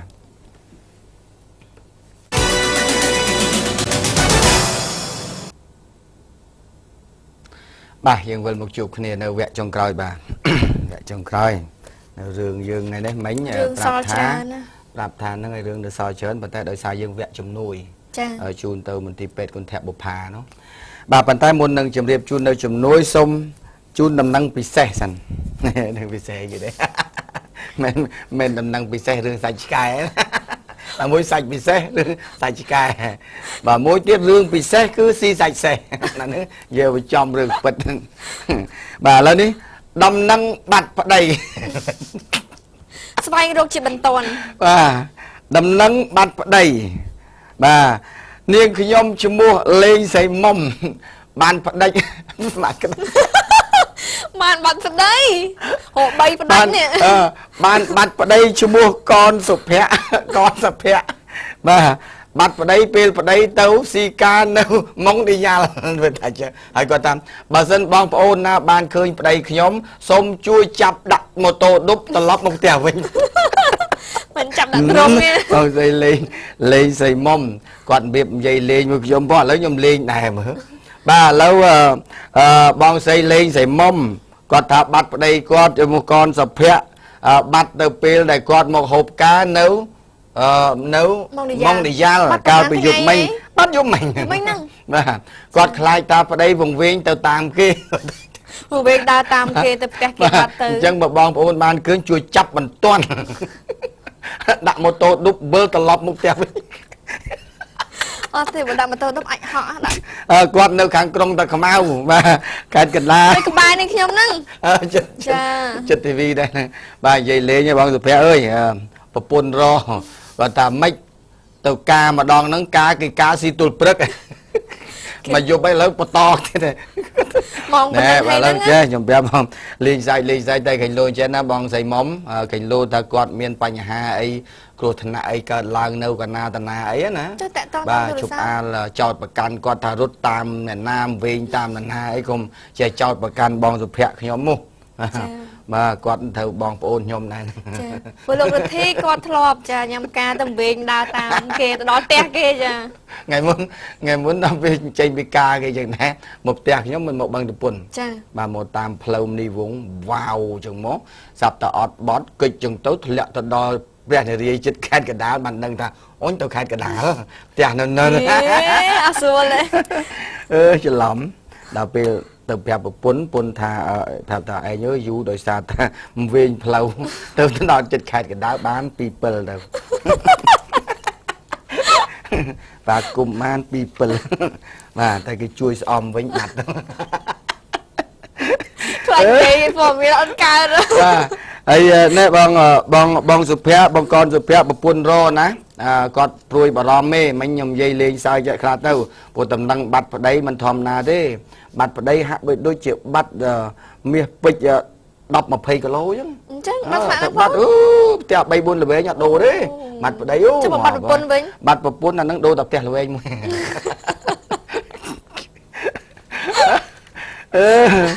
nhưng mà tha về để vào buôn ọt nêu tẹo nó ngủ đôi miên rồi hiệp mấy pro nhiều cái bên này sờ bài chân chim bên này ngay vừa buôn dậy lên nó nóng đến đôi đằng đường thì đằng chân đâu là theo vậy mà và lâu giờ không chùm nuôi rồi ai chết xong mà chun đầm năng môi đời xa mấy những bộ rọt bảo dương bàn bị chun xa mà mình tha xong oi krom hôn phơ plau từ chợ cá đông bị plau bị spiên đáy từ chợ cá đông bà cứ krom hôn năm mình bà lúc năm mấy nhà lâu bị chiều bộ rọt xong ông po che cả ta ở con này để lúc phơ plau nơi tin nú ហើយផ្លូវនោះជាប់ទៀតផងសុំកោតសរសើរយើងមើលផ្លូវក្រាស់ប៉ុន្តែដោយសារតែគាត់ប្រជាពលរដ្ឋមិញបានផ្ញើសារមកថាផ្លូវនោះនៅពេលដែលល្ងិតអត់មានដាក់សញ្ញាព្រោះដាក់តាបកគូលថ្មអត់ទេបកគូលថ្មដាក់ទៅតឹងដល់ទៅតឹងវាល្ងិតមើលអត់ឃើញគេជិះទៅគ្រោះថ្នាក់យប់មិញហ្នឹង2 3នាក់អញ្ចឹងសូមឲ្យបើសាដាក់ថ្មទៅតឹងហើយព្រោះថ្មបកគូលបាទទៅតឹងហើយសូមដាក់អីជាសញ្ញាសម្រាប់ចំណាំងផ្លាតផងបាទនេះសូមគាត់សូមសំណូមពរប៉ុណ្ណឹងទទួលស្គាល់បាទទទួលស្គាល់ថាផ្លូវវាកំពុងធ្វើវាពិបាកអញ្ចឹងហើយប៉ុន្តែសូមជួយដាក់សញ្ញាបង្ហាញពីការគ្រោះថ្នាក់នៅពេលខាងមុខបាទហើយទន្ទឹមនឹងផ្ញើសាររឿងធ្វើផ្លូវ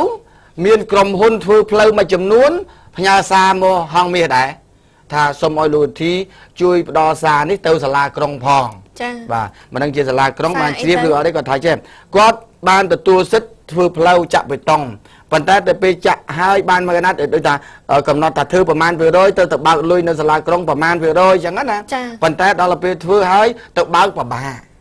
ក្រុមហ៊ុនធ្វើផ្លូវហ្នឹងគាត់ថាពិបាកព្រោះគាត់ក្រុមហ៊ុនមួយកាលណាមានសិទ្ធិធ្វើផ្លូវសិទ្ធិដេញថ្លៃបាទដេញថ្លៃប៉ុន្តែឥឡូវហ្នឹងក្រុមហ៊ុនដែលគាត់មិនបាច់ប្រាប់ឈ្មោះគាត់ថាពេលទៅបើកលុយពីសាលាក្រុងពេលដែលធ្វើហើយធ្វើកំណត់តាមកិច្ចសន្យាហើយទៅបើកវាពិបាកបើក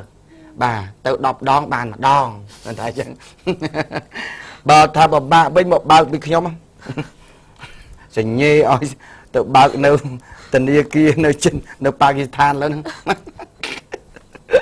បាទនេះសូមជម្រាបជូនសារទៅខាងសាលាក្រុងឲ្យលោកឯកឧត្តមប៉ាជាតិវងអត់បានជ្រាបតាក់ទងបញ្ហាដែលខាងក្រុមហ៊ុនធ្វើផ្លូវគាត់ត្អូញត្អែនេះគ្រាន់តែជាសារនេះខាងគេក្រុមហ៊ុនគេត្អូញត្អែប៉ុណ្ណឹងចុះទម្រាំលោកយុធីដាច់ខែមិនត្រូវជពាក់លុយថ្លៃកាទៀវមិនទៅជពាក់គេមិនបាក់លុយបាក់ទៀតបើសិនជាឥឡូវនេះវាល្បិចใจទៀតបើថាវាអត់លុយយើងទៅកាទៀវជពាក់គេយើងធ្វើថាភ្លេចកាបូបទៅតាមពិតវាអត់លុយពិតមែនណាបាទឥឡូវនេះកាលពីដើមសប្តាហ៍ចុងសប្តាហ៍នេះខ្ញុំបាននាំយកនៅជំនួយដែលត្រូវបានជួយសង្គ្រោះទៅខាងមន្ទីរពេទ្យគន្ធបុប្ផាបាទអញ្ចឹងជំនួយសប្បុរសជនរបស់យើងដែលមកហងមាសគឺមាន2ជំនួយមួយទៅខាងគន្ធបុប្ផាជំនួយមួយទៀតទៅខាងទូរគតជនក្រីក្រនៅតាមជនបទអញ្ចឹងកាល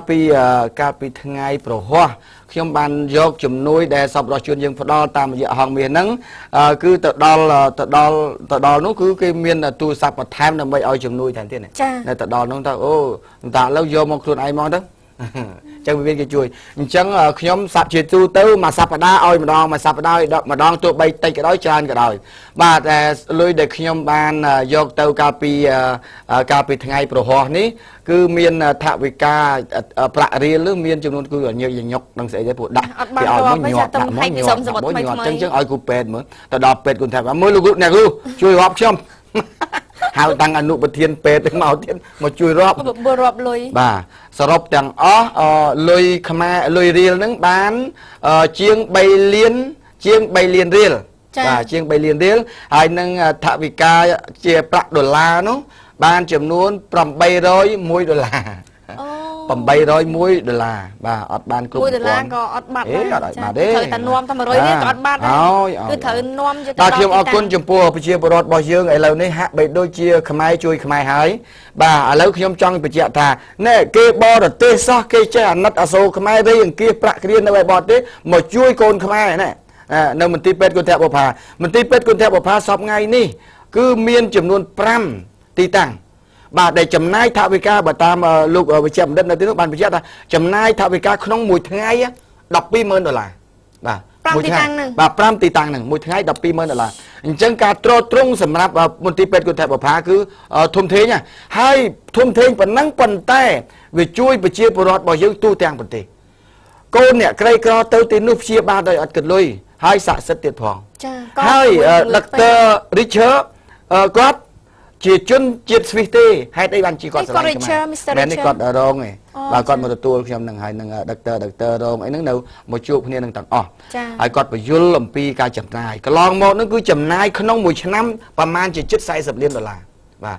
ប៉ុន្តែឥឡូវនេះរដ្ឋាភិបាលយើងបានជួយក្នុងមួយឆ្នាំហ្នឹងគឺ$4 លាន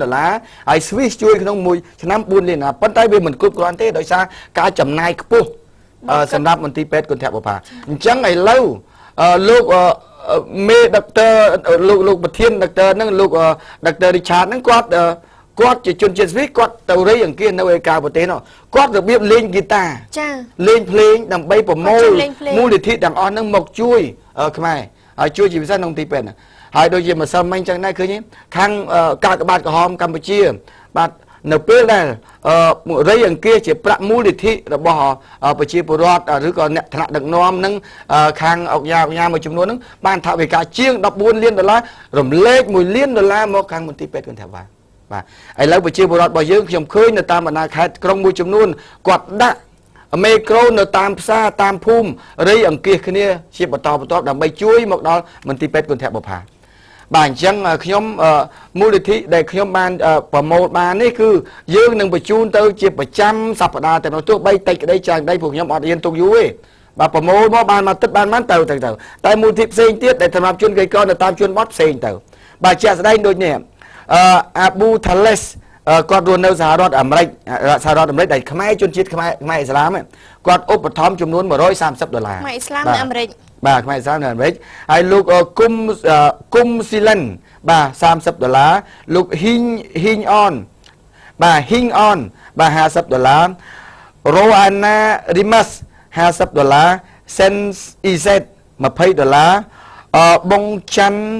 សាកន$20សរុបទាំងអស់$300សហរដ្ឋអាមេរិកបាទគាត់ឧបត្ថម្ភមកហើយបន្ទាប់មកទៀតមានអ្នកភូមិដែលរស់នៅព្រែកជីកឃុំទន្លេបិទស្រុកត្បូងឃ្មុំខេត្តកំពង់ចាមគាត់ធ្វើបុណ្យកាលពីចូលឆ្នាំនោះរេងគៀប្រាក់គ្នាអញ្ចឹងទៅបានថវិកាចំនួន481000រៀលគាត់បានឲ្យមកតាមហងមាសយកទៅដល់មន្ទីរពេទ្យគន្ធបុប្ផានេះគឺប្រជាពលរដ្ឋសាមញ្ញដែលរស់នៅក្នុងភូមិព្រែកជីកឃុំទន្លេបិទស្រុកត្បូងឃ្មុំខេត្តកំពង់ចាមអរគុណបងប្អូនប្រជាពលរដ្ឋរស់នៅត្បូងឃ្មុំខេត្តកំពង់ចាមហើយយើងជឿជាក់ថាប្រជាពលរដ្ឋរបស់យើងនៅតាមបណ្ដាខេត្តផ្សេងៗទៀតនឹងជួយខ្មែរគ្នាយើងហើយនឹងជួយប្រជាពលរដ្ឋរបស់យើងពលលុយទាំងអស់នេះគឺសម្រាប់តែយើងដដែលទេឃើញទេពេលខ្លះយើងមិនដឹងថាកូនយើងឈឺពេលណាចាបាទយកមកដល់មន្ទីរពេទ្យហ្នឹងតែម្ដងបាទនេះជួយសម្រាប់មន្ទីរពេទ្យហ្នឹងហាក់បីដូចជាជួយប្រជាពលរដ្ឋនៅគ្រប់ខេត្តក្រុងទាំងអស់បាទក្នុងចំណោមប្រជាពលរដ្ឋយើងប្រមាណជា15 លាននាក់បាទបន្ទាប់មកទៀតគឺមានអ៊ំស្រីយុងអៀងព្រមទាំងកូននិងចៅរស់នៅបរិយពិភពថ្មីមុខផ្សារដីហុយភ្នំពេញថ្មីខណ្ឌសែនសុខគាត់ឧបត្ថម្ភបាទឧបត្ថម្ភក្នុងនេះមាន120,000រៀលផ្ដល់ទៅខាងមន្ទីរពេទ្យគន្ធបុប្ផាហើយនឹងគ្រួសារបញ្ជូននៅ22,000រៀលទៅគ្រួសារសពលោកយាយខ្លីបាទយាយខ្លីចាជំនួយច្រើនថ្ងៃនេះហើយបន្តមកទៀតជំនួយឧបត្ថម្ភទៅពេទ្យគន្ធបុប្ផាដែរគឺលោកគ្រូពេទ្យលីសវណ្ណានៅផ្សារបែកចានឧបត្ថម្ភចំនួន$50និស្សិតលីហេងនិងឆនគឹមញនឆនគឹមញ៉ានជានិស្សិតពេទ្យឧបត្ថម្ភចំនួន$50សរុបទាំងអស់$100ហើយបន្ទាប់មកទៀតលោកបានថងបាទលោកបានថងហ្នឹងគាត់ឧបត្ថម្ភ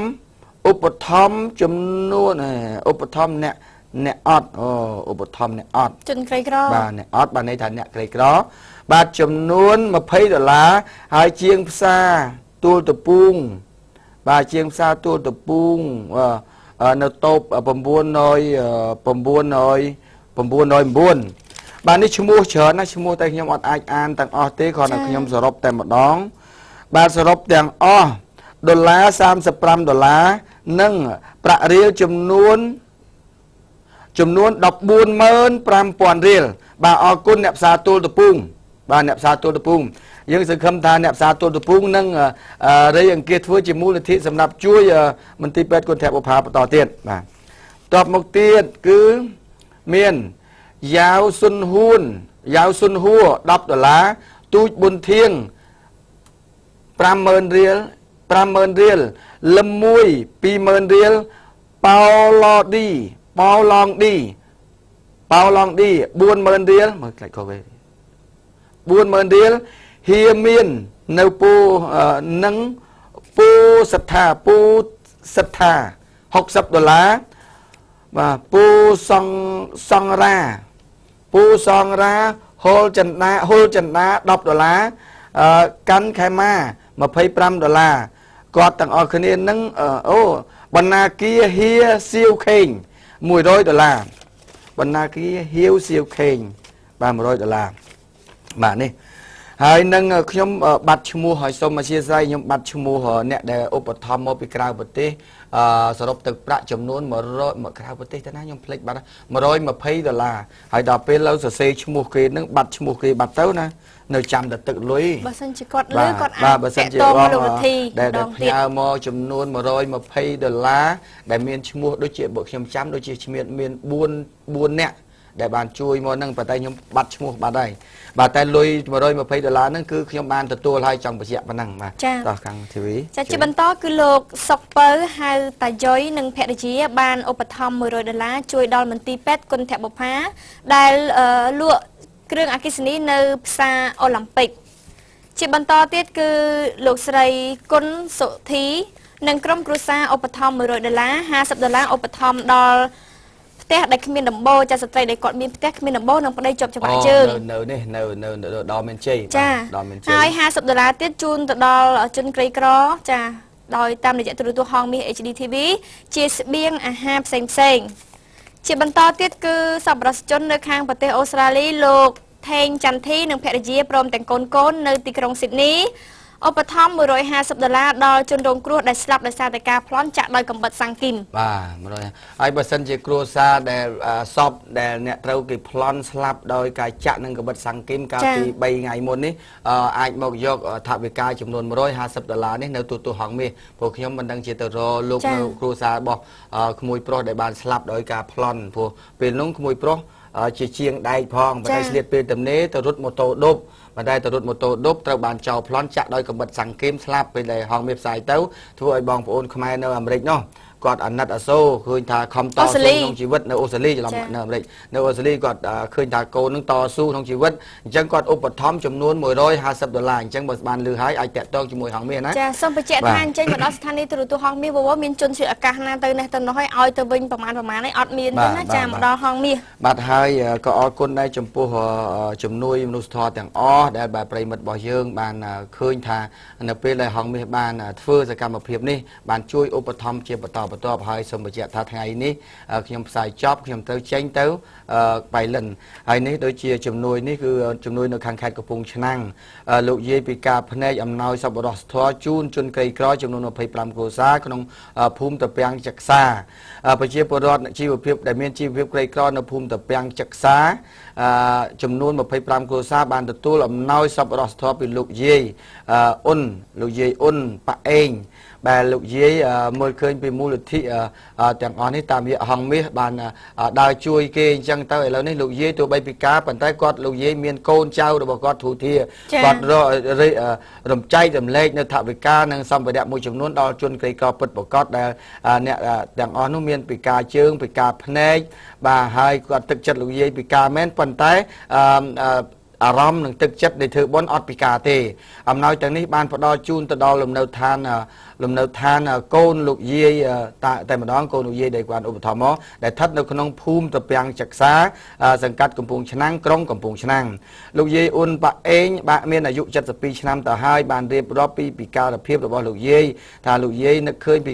ពិការភាពរបស់លោកយាយប៉ុន្តែពេលនេះលោកយាយនឹងខំប្រឹងធ្វើបុណ្យដើម្បីកុំឲ្យជាតិក្រោយទៀតលោកយាយមានការពិការអញ្ចឹងទៀតអញ្ចឹងឥឡូវនេះជំនួយទាំងអស់នេះបានផ្ដល់ដល់ជនក្រីក្រពិតប្រាកដហើយតាមរយៈហងមាសដែលបាន